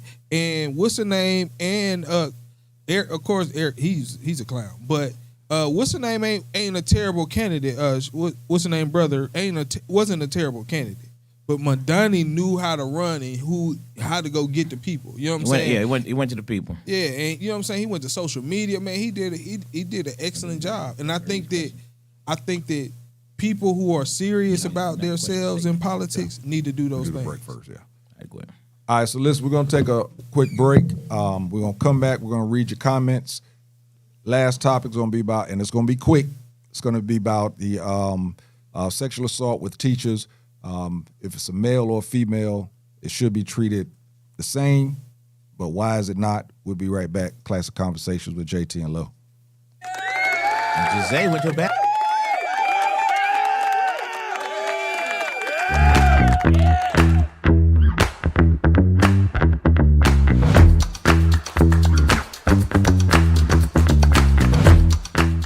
Listen, man, I've had iPhone 11 for a long time since iPhone 11 came out. What? Yeah, iPhone 11, and I wore it with pride because I was like, I'm not getting a new phone every time one of these things come out. That's fair. You know, the whole family got better phones than me, and it's okay. So I'm at Sam's, right, and I'm unloading my cart, and my mom calls me. I put it on the speaker until I get my Bluetooth. You look in the parking lot, it was dry to the left. It was dry to the right. It was dry everywhere you could see. My phone's on the back of the trunk. It fell down in the only freaking puddle in the entire area. And that phone went face first. That joke ain't been back on since, man. It went zoop. So Lo, I'm gonna just go and tell you something. That iPhone 11 decided it wanted to die. It jumped. It jumped ship. That is funny. That iPhone 11 was like this. He can't keep pushing me like this.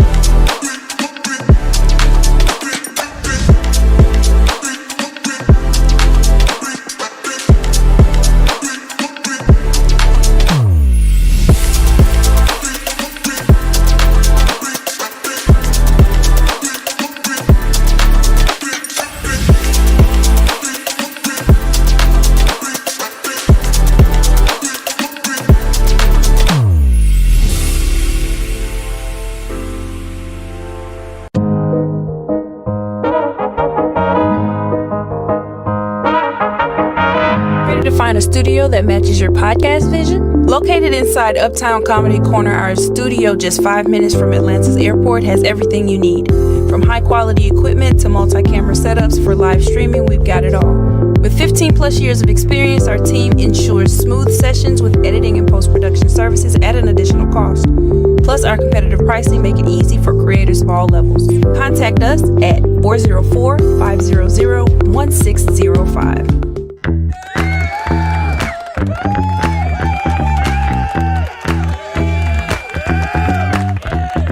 We back, y'all. Back we are. Glad that you're hanging out with us. We going to go over these comments. As we're going over these comments, I appreciate you guys hitting the emoticons. I need you to keep on hitting them. Keep hitting them share buttons and everything. And also, if you want to give us a call, got to be quick, though. Got to be quick. 404-500-1605. Angelo, what you got over there with the comments, bro? All right, real quick, I'm going to start where I left off at. Frank said we were segregated. They're still coming for us. It'd be so hard to borrow money, purchase homes, etc. It would even be worse than before. Yeah, because before, they thought they wanted to get rid of us. They just kind of kicked us out, just had open land, and they built on it. You know what I mean? Now, there ain't no open land. You know what I mean? And they own that land, and you just can't. It'd be a lot But if tougher. we were like Amish, making our own homes and stuff like that, because if we come together, Yeah, if all the black people want to move to Iowa or you're going to be house North Dakota, builders. South Dakota, you can go find some stuff out there. That's the only place you can find land. And that's what they gave us. They gave us the land they didn't want. It's not like they gave us some prime real estate. Yeah. They gave us, y'all go out there, and we just made. But because how black people are, Yeah. we can make it anywhere. You know what I mean? And then they be like, wait a minute. Yeah. You know what I mean? And then they're gonna come. Yeah. But Smack they're gonna start discriminating with these you even trying to purchase a house. No, that's what he's saying. That's the. So But what in regards to because I thought about this. Mm-hmm. Back then, we were segregated. We were in a different space as people as a whole in regards to income based. Now, do you think it would be different or better because we have so many within our community that actually do have some money? No. you saying they do I got their think money. segregation would be they ain't better? Moving. Huh? They ain't moving.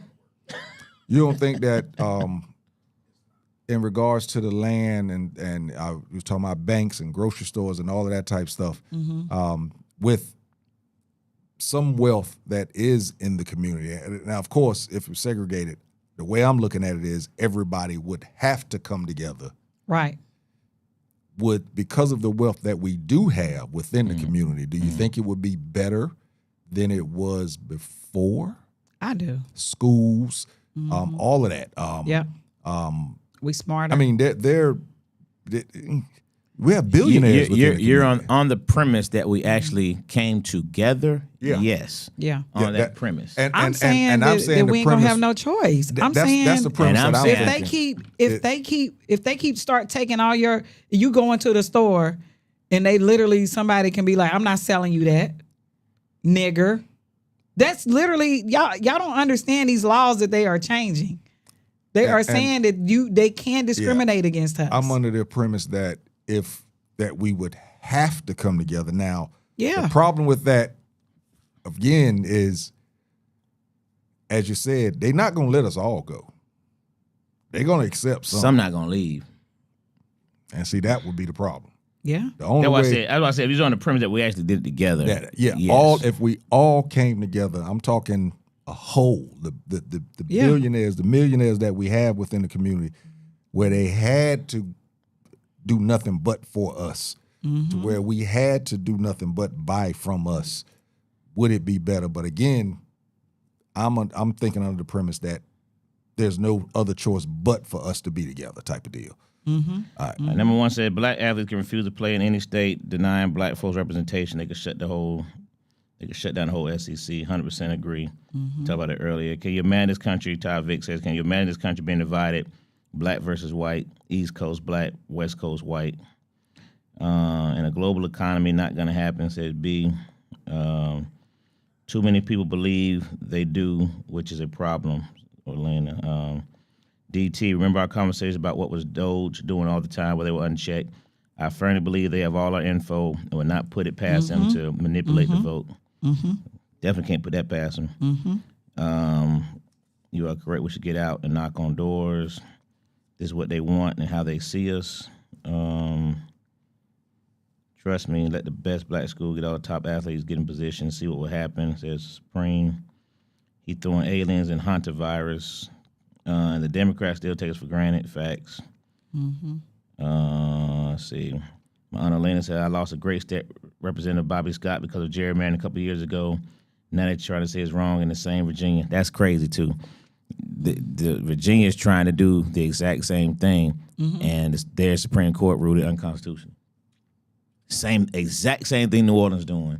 Yeah. Virginia did it, and they said, oh, that's unconstitutional. They stopped it. It's below that Mason-Dixon line. It's because he was able to appoint so many judges. You know what I mean? And this is where all those appointees, people were talking about all that, but all these judges he was able to appoint. Now, this is why you appoint them. And think about how These many more of us situations. gonna be thrown in jail when they start changing our. We would be going to their jail. B says all athletes should sit. Hey, B, I really want to know, man. Does your brother have these conversations? I really like to know because he's in there. I'd really be curious of how, if he has heard or these kind of conversations with the people in that conference. I'd really be interested to hear, what those thoughts are. coming from. And you know what I want to know about something like that. That's why I said I think I'm gonna try to find an athlete. But yeah, because like I said, a lot of these athletes that get NILs, these people are going straight to these athletes. You know what I'm saying? These companies are going straight to these athletes. For sure. If you align yourself with, because that's why I said like maybe that be the black millionaires fun, like you said, fun. Maybe instead of everybody going to the UGA, everybody going to Northwestern.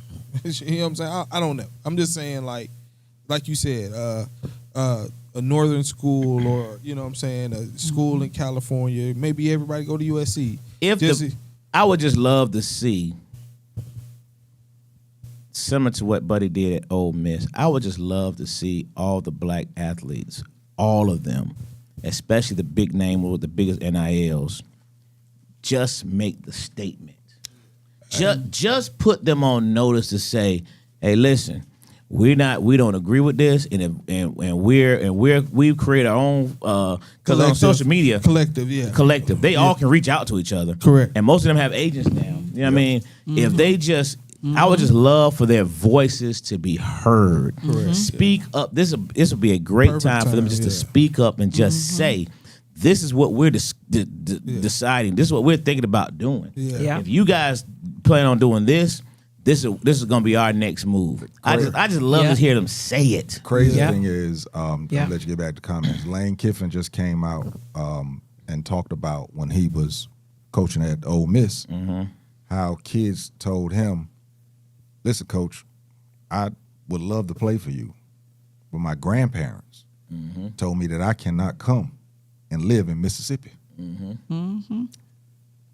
Now where's Lane Kiffin at? Louisiana State University. Boy, I hope some of them grandparents say the same thing. Nah, because I mean, Louisiana, Baton Rouge is just as bad. Oh, absolutely. Yeah, for sure. It was bad. For sure. It was terrible. You know, for sure. Get your Frank said, why do we have to have... You're about to be smoking your rapper, dog. Yeah, I know. I'm about to get to it. Why do we have to vote? Why do we have to vote rep for one election? How can we just get out there and vote, period? Our representation is tremendous when we organize and do it together. Black folks and media need to stop it. My mom said the players would show power with the correct coaches. Nash says black schools are not eligible for bowl games with the big check. Hey, that's why I said it'd be hard for the black school thing. I understand that the concept thing be hard. Yeah, it'd be more of a challenge. It would take 5-6 years. Yeah, it'd take some time. Yeah, it would take some time.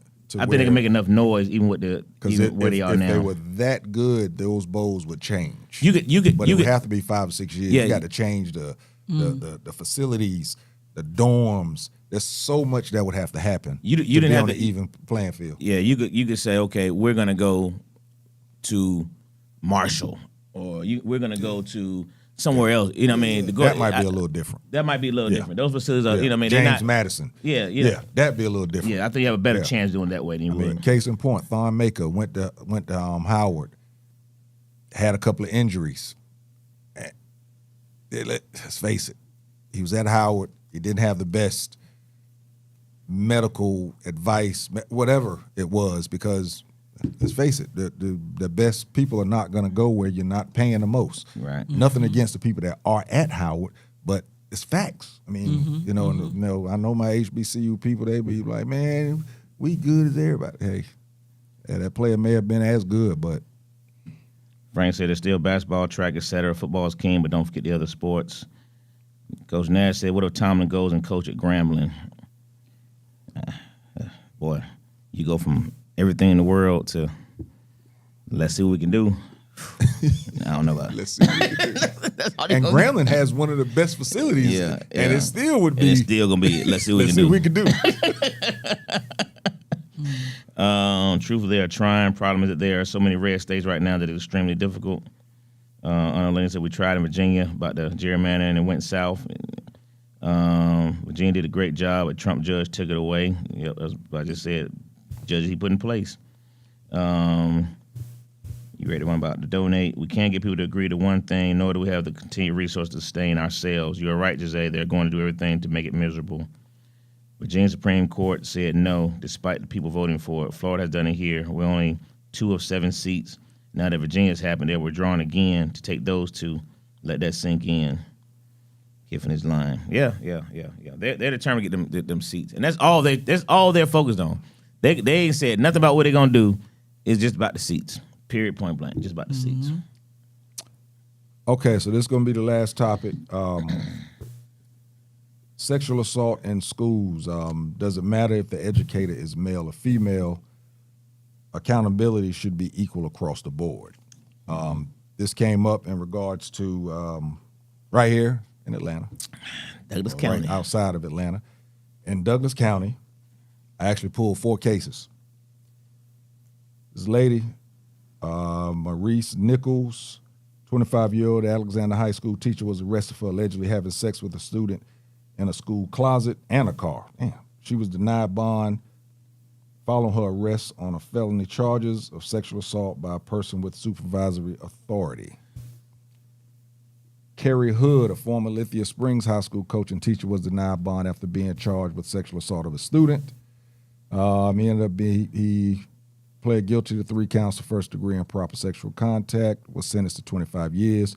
Teresa Whalen, middle school teacher at Ranch View Middle High School, accused of a 14-month sexual relationship with a student. She was initially held, with court records later indicated a $50,000 bond was set. David Fell, a teacher at Roxborough Intermediate School, was arrested on charges of sexual assault on a child. Reports indicated that he was on a no-bond hold. I thought that Nichols is actually being held on a $40,000 bond, so she can actually still get out. So basically, the women educators were given a bond. The males were not given a bond. So is it... Not only did the woman not get a bond, she was just... Basically, they held her hand, literally, and walked her out. But go ahead. Yeah, there was a lot more I didn't... I blame y'all. Sure. Kind of Hear me out, y'all. Hear me out. Yeah, you would. Well, one thing I can say about... introduction. Look, one thing I say about old girl, she... Oh, okay. They had sex in a Hummer. Backseat of a in a Hummer. Toyota. All right, Jose, go ahead. What you blame us? I blame y'all. I'm gonna tell you why. Because we've had these talks in the studio, a lot of talks about being a young man and having sex with an older woman. And anytime I say, y'all know that's sexual assault, all the men in the studio say, but I wanted it. So I was good with it. I didn't look at it. And so I think that sometimes that young men don't look at it the same way as young women. You know, young women can realize that they've been coerced, but young men feel like, hey, I wanted to knock the teacher off. Well, the thing is, And he did. You know? the thing is, the young women had nothing to do with setting the bond. Well, The I'm young saying, women weren't raped until they were caught. And usually it wasn't the women that actually said something. The dude ended up getting caught. The thing is, if it's sexual assault, it's sexual assault. And if you're going to have somebody detained, everybody should be detained. It's sexual assault on a minor. I agree. All of the guy was coerced, the girl was coerced, both of them were. But, you know, let's face it. I mean, but women, I mean, little girls want sex too. I guarantee you they didn't say no, you know, until they got caught. Well, you can't guarantee. You're right. I can't guarantee it. You But can't guarantee. But here's what I will say, because that's part of sexual assault is coercion. So if you and that's why it's against the law to be someone's teacher, right, and have sex with them, minor, because you're in a position of power. But what I mean, I'm halfway joking, but the other half I'm not. I don't think as many boys are going to go and sit on and go against their teacher and say, she talked me into it. That's all I'm saying. You're not going to have as many. So, and I think that some of the judges may even agree with it. You know, some of That's these the judges problem. may agree that And I think that's these the young problem. boys that they some of the judges that are men, they're thinking about how they felt at that age about having, been willing. And they're like, okay, I have to because this is the law. But we know that the genders are looked at differently when it comes to a lot of those situations. But it should, number one, the boys might say in a room amongst the other guys that's what happened. But if they get in front of their parents or in front of the legal system, they're going to say the same thing, that she talked me into it. They're going to say the same thing. I've seen a few cases where they did not say that. Well, a few of them. You can say that for both sides. Yeah, usually they have to be. You say for both sides. Usually they have to be educated they have to point out certain factors to make them realize, like, well, damn. No, it becomes it becomes a matter of the getting caught part. When people get caught, they flip. You know what I mean? They get caught, they're gonna say the other side, oh well, she was paying me. She bought me this. She bought me that. Same thing that he did to her. It's the same thing. It's society looks at it differently. Yeah. It's a societal thing, not just the guys. It's a society in general. But that doesn't mean. But his point is, the legal system is not supposed to look at it differently. You know what I mean? The legal system is supposed to look at it the exact same way. Sexual assault of a minor is sexual assault of a minor. It's not supposed to say sexual assault. Correct me if I'm wrong. It don't say sexual assault of a minor female garners this charge. Sexual assault of a minor male garners this charge. That's not the way the law is written. You know what I'm saying? It don't write that way. So it's supposed to be the same thing. You know what I mean? You got the guy who got no bond. You know what I mean? Never got out. But she didn't spend a day. She didn't spend a day.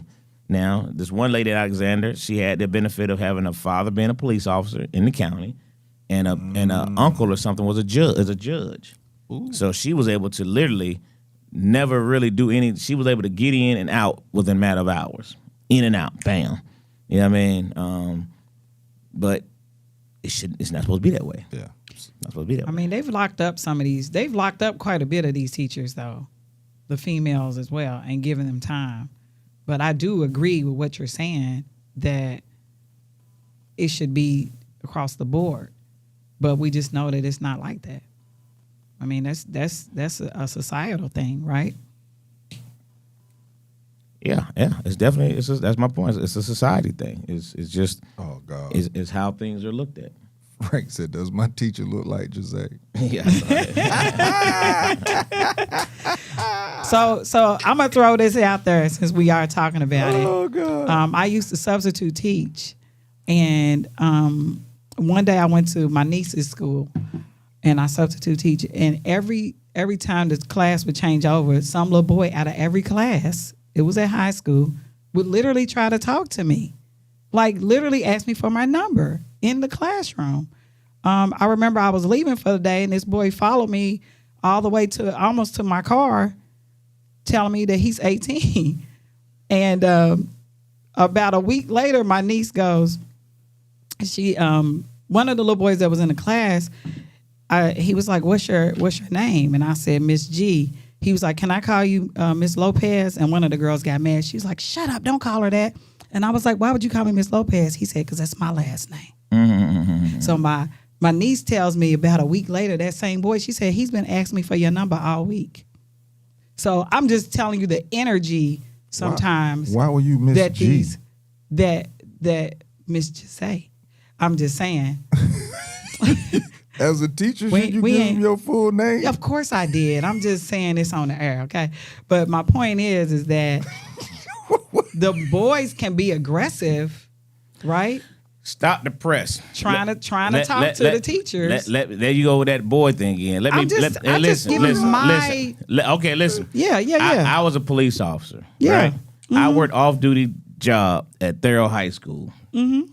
When I tell you, I can't tell you the number of them little high school girls who flat out just came up and said, I remember one vividly, right by the gym. She said, "Oh, so when you gonna stop playing? Just come on, knock this thing off." Okay. And I'm like, little girl, go to, you know what I mean? These, hey, listen. And what when she asked your name, what was it? Officer what? It was Officer Sykes. It wasn't Officer S? No. Hey, my point being, you be saying, you know what I mean?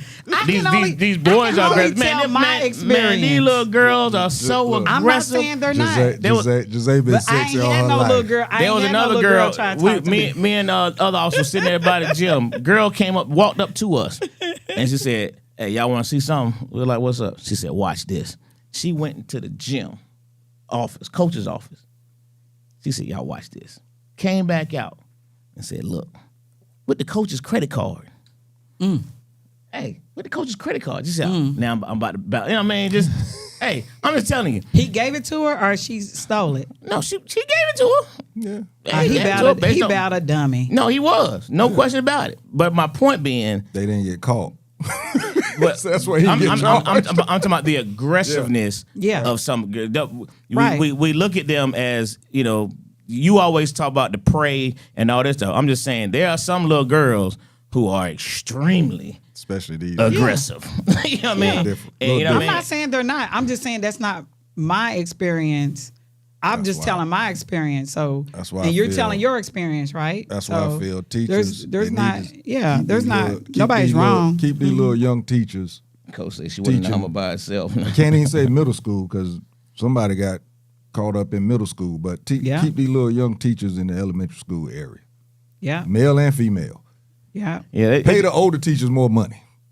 Pay them older teachers more money so that they can say, "Well, ain't nobody trying to get with them." Well, damn, hold up, because some I don't know, of the 'cause I older seen- teachers look different than hey. our day. Hey, It was- I seen My some. favorite teacher was Miss Loomis, but Lord knows I never looked at her in any type of sexual way.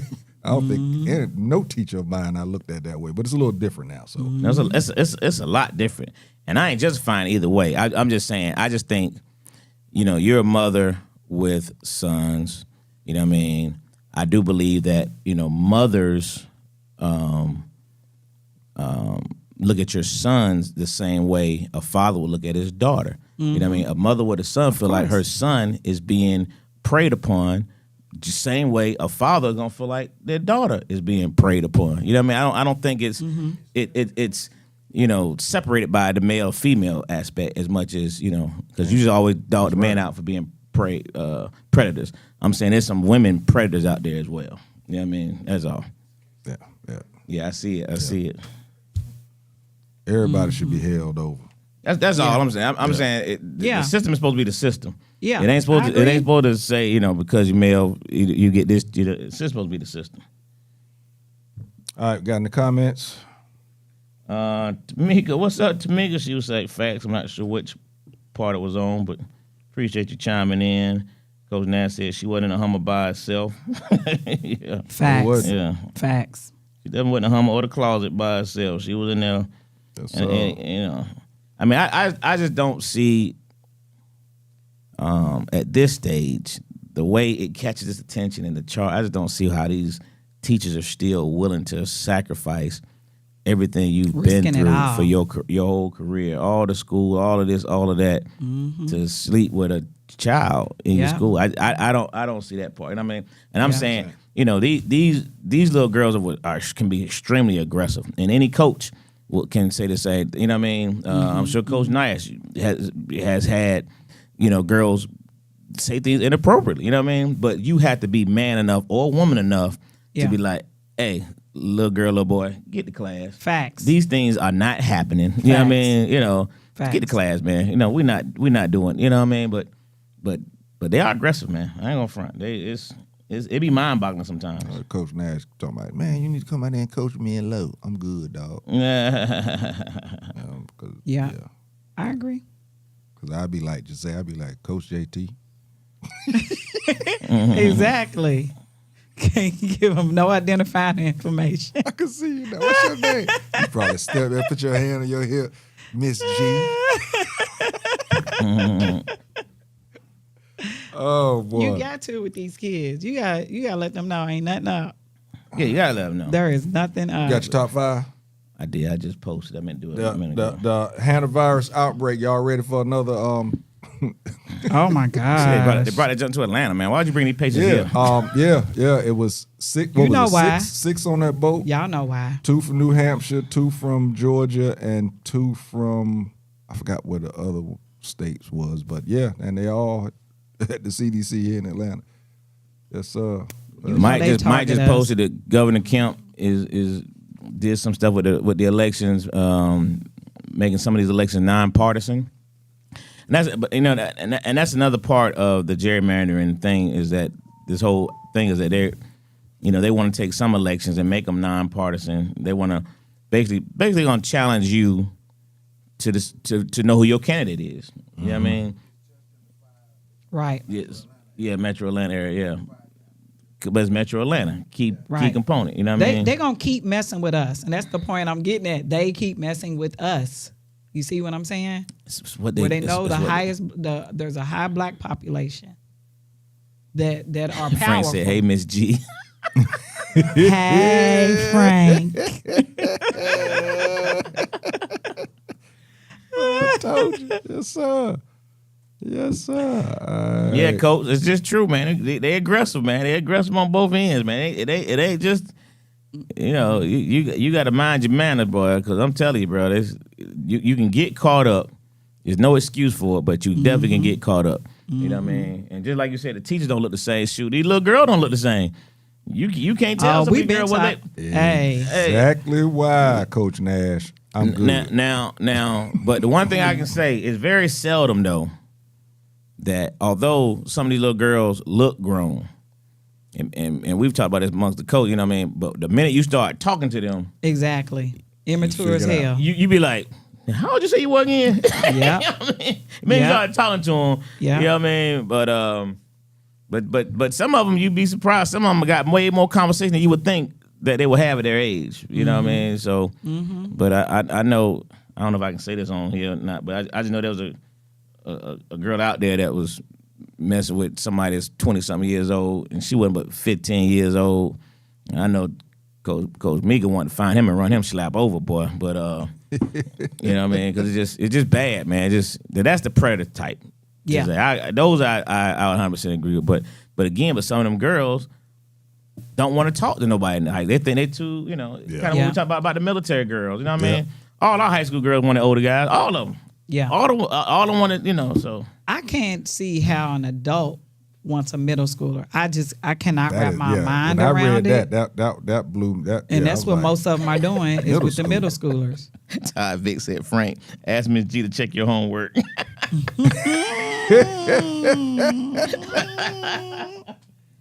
Two cases in Illinois a day. Send the pictures in the chat. Hilarious. All right, we got the top 5. All right, top 5, man. I just posted, man. Oh, I already got one in my head. When you think about the music, we usually do the artist or go to the album. The album. And Frank sparked this when Frank sent me a list today, yesterday. I was like, oh, that's a good top 5 right there, man. Give me your top 5 hip-hop albums. Oh, I got 2 albums of all time. Not just the song, but the top albums. Your top 5 hip-hop albums of all time. You good, Dwayne? He said, oh, yeah. I know you about to take one of mine. I can't wait to hear yours, Coach Nash. Make sure you get I want to hear yours. Top 5 hip-hop albums. So mine are going to be based off of me. It's yours. Number 5, The Blueprint. The Blueprint. Jay-Z. Number 4, Acuminati. Outkast. Okay. Number 3,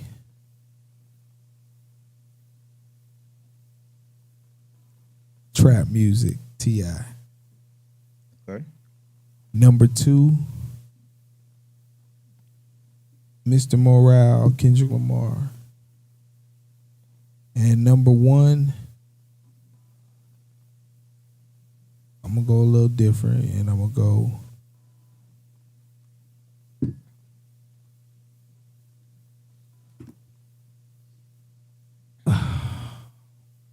The Love Below. Love Below. Speaker box. Yeah, I'm going to go there. Yeah. Love Below speaker box. Oh, Because I was trying to go another Outkast way, but I ain't like. Chill. They only got a couple songs on there, so yeah, I'm gonna go Chill. with the Love Below speaker box. I can listen both of them straight through. Both I can listen all. I want to say what 28 songs. I think I can listen to them straight through. Both albums. That's the important part. The top album is something that you can. It ain't a song on that Joker. Right. That album ain't is a skip fire. on the speaker box. Love Below. Ain't a skip on Blueprint. Ain't a skip on Trap Music. Ain't a skip on Mr. Morale. Yeah, I like all those albums. Ain't a skip on the Kumanai. Yeah, ain't a skip. Yeah, All right, Ms. G. I can't wait a minute. I'm trying to see. Okay, I'm gonna try to say a few of them because I can't think of. Mike, you got yours? What you Yeah. still working on it? All right. I had Outkast Southern Playalistic Yeah, Cadillac. that was sure enough on mine. I thought Dwayne was gonna take it. But Yep, me too. I have The Miseducation of Lauryn Hill. Facts. I have I know I'm going to say it wrong. I have LL Cool J. I'm bad, but I don't. What's the name of the album? That's what I was trying to look up. He had one that had like all the. No, Radio was the first one. That's what I was trying to look up. Kendrick Lamar, Damn. That's one of my favorite. Cardi B, Am I the Drama? not you laughing like Cardi B. You laughing like Cardi Because I play that album over and over. It's pretty Bigger and dope. Deffer. That's the one that was on. Big and Deaf. Yeah, I like that. That's 5. Yeah, that's 5. What you got, That was Mike? hard coming up with that fast. Grab the microphone. Tell me to count. Get the that's your usual number. Get the mic. Hold on. Let's see. 'Cause I had speaker box Love Below. I'm still coming up with one to get past that one because Dwayne stole me. But I got the Low End Theory Tribe Called Quest. Nice. Dr. Dre, The Chronic. Oh yeah, now that was dope. Damn, bro. Yeah, that Took my was jump. dope. I'm Oh, gonna not that one on the list. I'm gonna do Jay-Z Reasonable Doubt. And you know what? Let's do Biggie. What's the what was the album? With the baby on the front. Ready to Die? Was it Ready to Die? Yeah, Ready to Die. Ready to Die. Biggie. Oh, can I do an honorable mention? Go for it. Cause that's one that I used to play over and over. The Tupac album with Shoot, which one? the one that had Dear Mama and yeah. What album was that, y'all? That's it for That your was- honorable mentions because you ain't gonna take one of mine. Woo! Lo, you be having like 3 honorable mentions. You right. All right, then. Man, you killed me with that Ready to Die. That was on my list for sure. You got me with the Chronic too. The Marshall Mathers, Eminem. That was a dope. Hey, that's good. I ain't think about that one. I used to play that over That's and good. over. Tupac, All Eyes on Me. I think is that the same one? Yep, it is. You Okay. didn't say it, so that's why I said it. Okay, that's all right. I said it. Y'all. Go with the other one over there. The Dropout, Kanye West. Ooh, yeah, that was a dope one. 4, Z.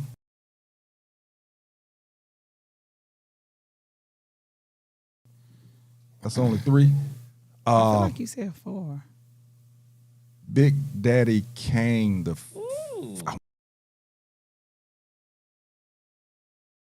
say the first one. Can't remember the name of it. Okay. Respect.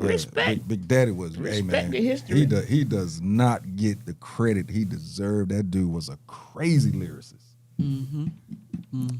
And then number one, God, bro, y'all kill me with the joint.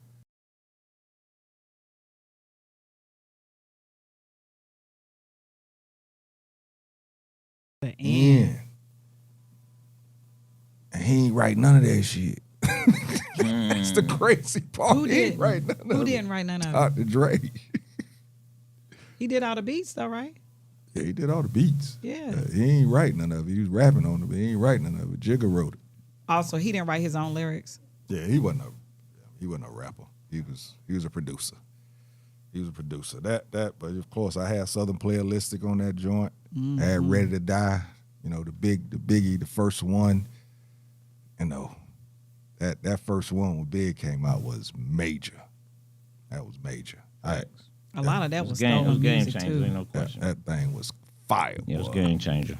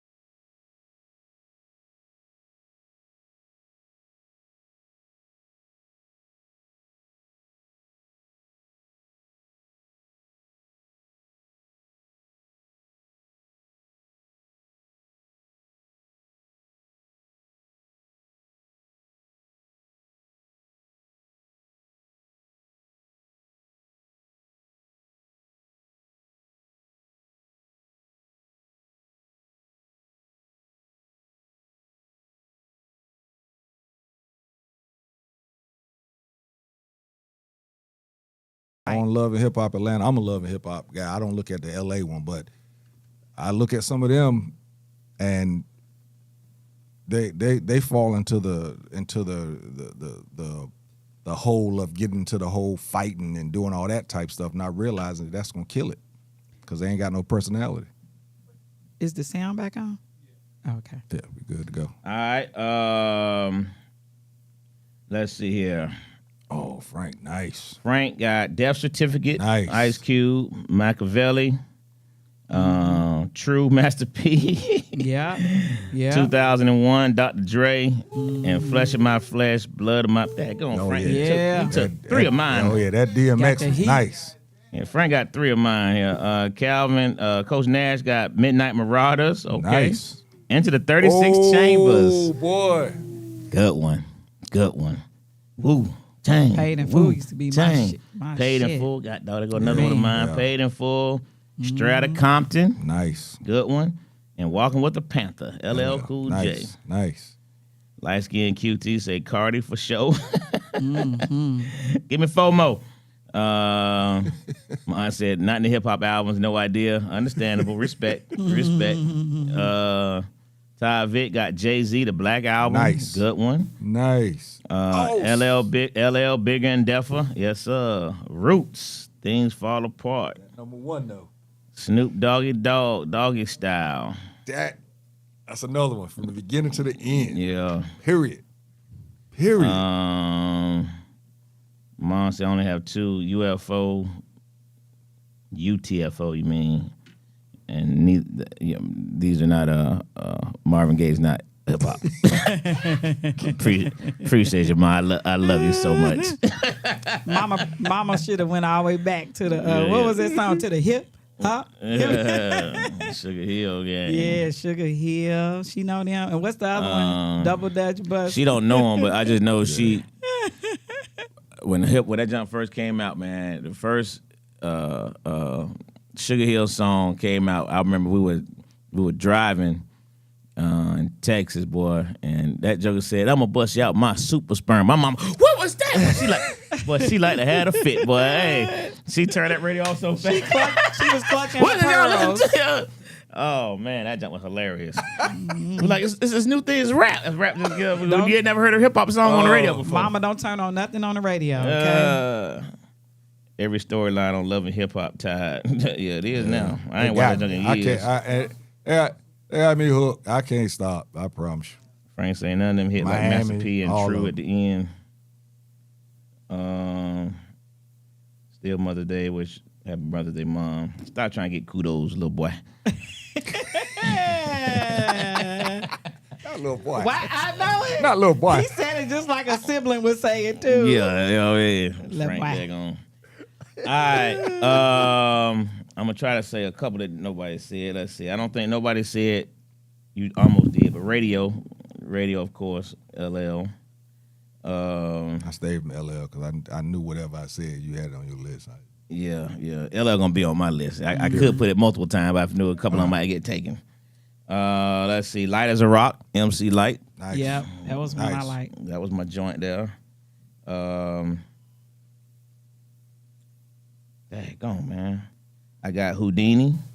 Oh yeah. That was the name of the album, was Houdini. Yeah. Yes. Damn. Yeah. They're my guys. Oh. License to Ill. Beastie Boys. Yeah. 4 and No, 3 and stop, 2 and dude. 1. Man. Got. The whole album, you liked it? Oh, absolutely. Okay. Oh, yeah. Yeah, that song. You gotta that song will be a fighting Fight song. This for day. your right to party. Yeah. Hey, that whole album went crazy, man. Yeah, went crazy. Yeah. Let's see here. Somebody said Death Certificate. Nope. All right, Death Certificate. Ice Cube. Yeah. She said Miseducation. Somebody said Chronic. Me Against the World. Somebody said that one. That's still one of mine. Flesh of My Flesh, Blood of My Blood. They're going DMX. Yeah. My son just said he's listening to it. He said he's crazy. Paid in Full. Somebody said Paid in Full. Yeah. Yeah, somebody said that. Hey, y'all know some hip hop there, huh? Somebody said The Chronic, of course. So I said mine and I threw a couple. You know what? The Chronic 2 was actually pretty tight too. That was actually pretty tight also with the big weed joint. I knew somebody. I said you took 2 or 3 of mine, Frank. Mm-hmm. Let me grab a couple of mine, though. Y'all want to see me go? I'll play some Paid in Full. And of course, I'm gonna go in and end it with KRS-One, Boogie Down Productions. You know what I mean? Pick one. Come on, man. Pick Boogie one. Down Productions will always get paid. one. Oh my goodness. Yes, BDP. Yeah. Oh, you better believe I said BDP. That's right. That ended with BDP, brother. Those some good times, right? Oh man. Oh, those some good times. That's hip hop. Those some good times, boy. Oh man, those some good times. Knew the song. Yeah, those some good times. Understood it. Yeah. But nobody shooting, fighting. Rakim used to be my favorite artist back in the day. Favorite rapper. Yeah. Because he always said intelligent stuff People was dancing. Here's something that nobody said. in a cold voice. I just thought about the fact that nobody even said it. And you could go to several different albums. Run DMC. Yeah. Wow. Yeah. Run DMC. And you know, the crazy thing is that just you said that none of us said it is because Run DMC back in the day became commercialized.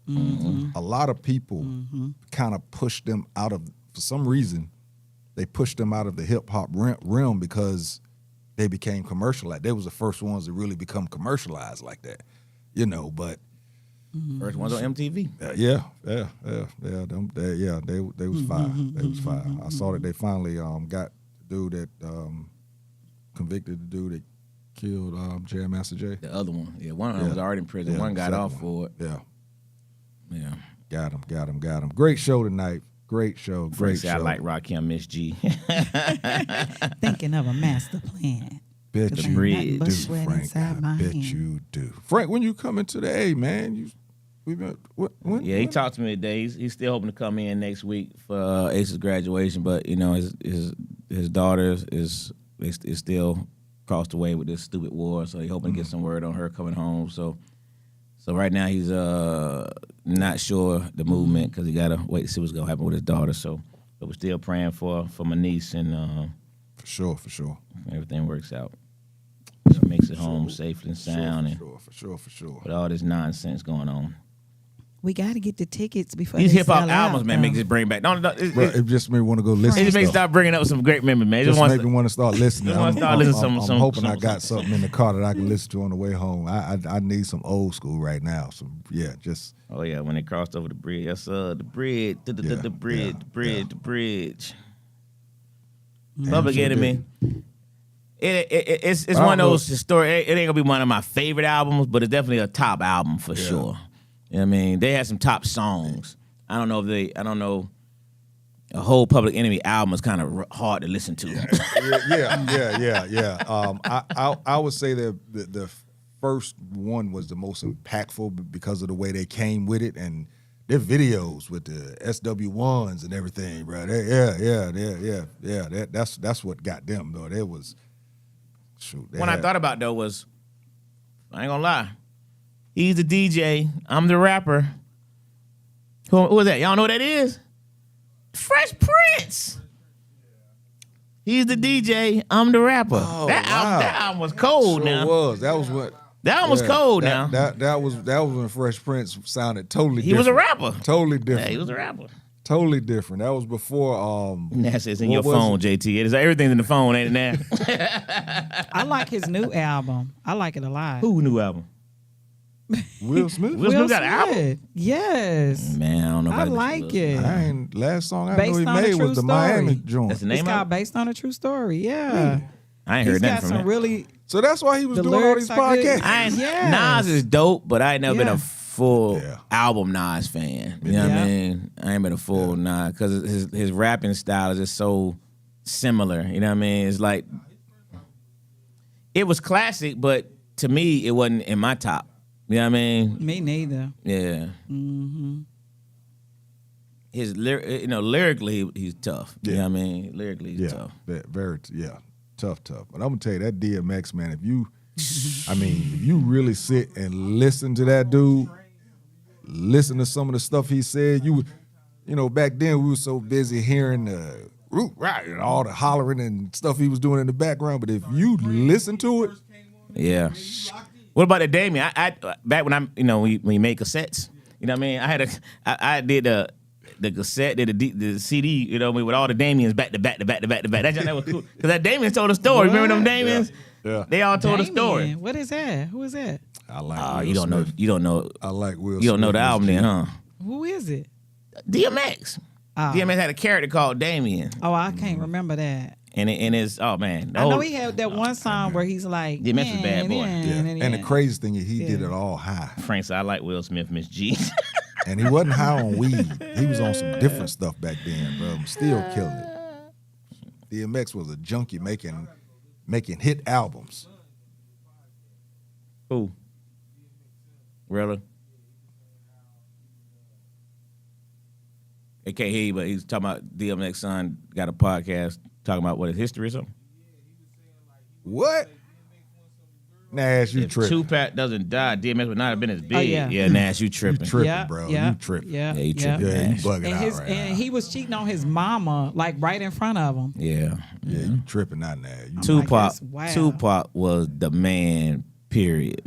Yeah. When Tupac came on that one clip with Digital Underground, I just remember hearing that was a joint. I was rap. like, and I was like, who is this dude? And then they was like, that he was, flow on that. Look, that and they was flow- like, he was one of the dancers. I'm like, what? Yeah. That Same was one of the dancers. same song. Man, his flow set that Yep. doggone song off, Yep. man. Somebody told me Yeah. he was one of the dancers. I was like, the dancers, and bro, when I saw it, He said he I was took his like, damn. audience. Mm-hmm. I don't know, man. Yeah, Tupac was, DMX been big, bro. yeah. Yeah. Yeah. Matter of fact, I would say after Tupac died, DMX didn't get big. I would say he was bigger before he died. Before Pac died. Acting maybe, but musically, he was already that guy. Shoot, and nobody would have battled DMX. Period. Did not want to do that. They was scared of him. Have a cipher with DMX. Well, he shut everybody down. Did y'all listen to Ja Rule? Ja Rule used to have a bunch of hits. Yeah. Which album was Ja it? Rule. Benny Yeah. Vivici, yeah. Yeah, not good, but yeah. That was when singing came about. I give him props. He started singing, and boy, he blew up.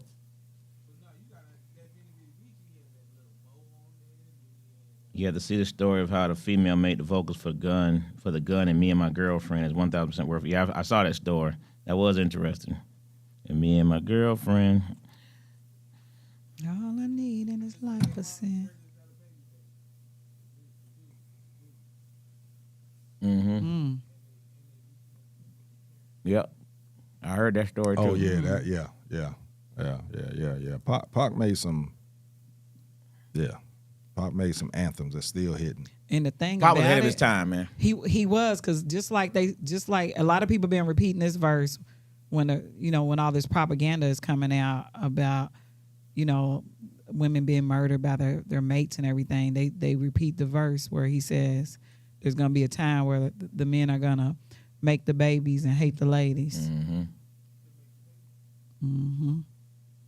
Most prophetic thing he said that I remember was when he said, "I may not be the person that changed the world, but I want to say the words that spark the voice that's going to change the world." I was like, "Good Lord!" And he was 20-something at that time. Yeah. Like you said, way before his time.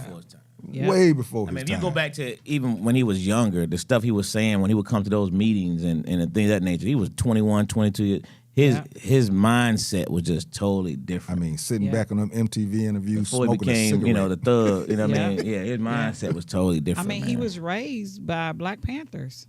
Sure. He was Yeah. different. He was different for sure. Different for sure. Yeah, that was a talent. Yeah, that was a talent that was taken way too soon because of all that he could have gave. Yeah. There's so much more that he had to give, but He rapped about death a lot too, though. So that's why I'm a person that I really don't agree with. So did Biggie. Yeah, You know what I mean? exactly. Both his He albums wrote a about whole death. album Both his talking albums about about Ready to death. Die. Yeah. You know what I'm saying? Yeah. Big was ready for it. You start talking about that stuff, repeating that stuff over and over. That's a He chant. was ready for it. All right, Jose, go and let folks know where they can follow you at, find you at. Y'all can follow me on everything at Jae Sunray, Gyzay Sunray, and on Facebook is Zay Sunray. Yeah, I was gonna say it's different on No, Facebook. Yeah. no Miss G. No, Miss G. You know, can't let the students find me. I say the only, I have some trumped up charges. I say only students can find Miss G. That's it. I'm saying so they can't find me. Shoot. Too funny. Angelo, what you got this week, bro? Hey man, well, one night's already done, but this week, of course, Thursday night, man, we got open mic. Last 2 weeks have been really dope. Destiny has some really good. Last Thursday, man, when I say Yeah. it was a marathon in there. Yeah. Man, they had so many performers and comedians, man. We didn't leave that joke till like 1:30 in the morning. Yeah. I was So like, glad good. I didn't come through that because I really thought about it. I was like, It was real entertaining. My But ass home. sheesh. Well, they afterwards, after the comedians go on, they have an open mic for artists, Right. people that are rappers or singers. So just so you guys know that. or poetry or spoken Or word. poetry, anything, yes. Yeah. So where I you thought at, that was Miss dope. Lopez? Where you hit Miss Lopez, Frank asked for extra credit code. What you got on? But Friday night, yeah. man, we got ATL All Stars Friday night with Goldmouth and a bunch of our ATL comedians. The Aunties of Atlanta gonna be out Friday night. Aunties of Atlanta is a group. P Brown got a group of aunties. Baby, listen, these group of aunties when they go out though, they come out to have a good time, man. They come in there dancing and prancing. Yeah, They Okay. do. come out to have Are a they good gonna time. be filming? I don't know. It's a good question. Yeah, But they they usually do their own thing. Okay. And then Saturday night, man, my man Tyler Chronicles is gonna be in there. Tyler Chronicles on Wild and Out. He be up there with 85 South and toured with High Mafia, and he's one of the guys in both departments of T.I.'s movie. So Tyler Chronicles headlining on Saturday. Okay. It's gonna be lit. Yeah. Good deal, man. I ain't got much. Yeah, that's it. We Gucci. Next week, we back at the same time, 8:30-ish. And I don't know. Might have I don't know yet. I'm working on this guest. So that's gonna do it, man. Great show though. Great show. Great perspective. The last early voting is this Friday, right? This Friday. This Friday in the state of Georgia. Or is it all? It's just state of Georgia, right?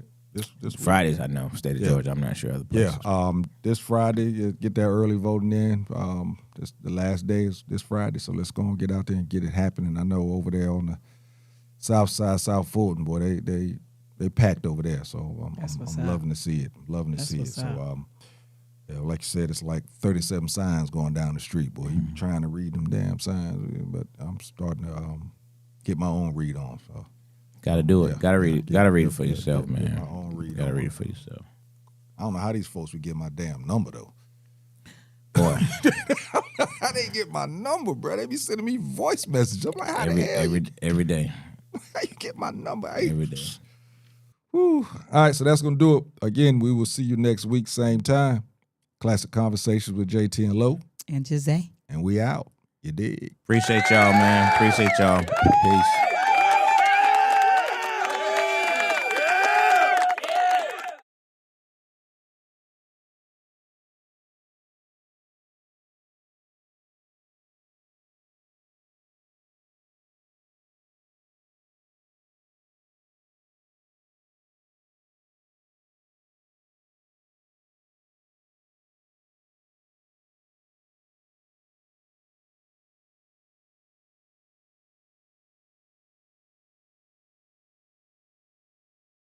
Classic Conversations with JT and Lo. You never know which way to rap. Classic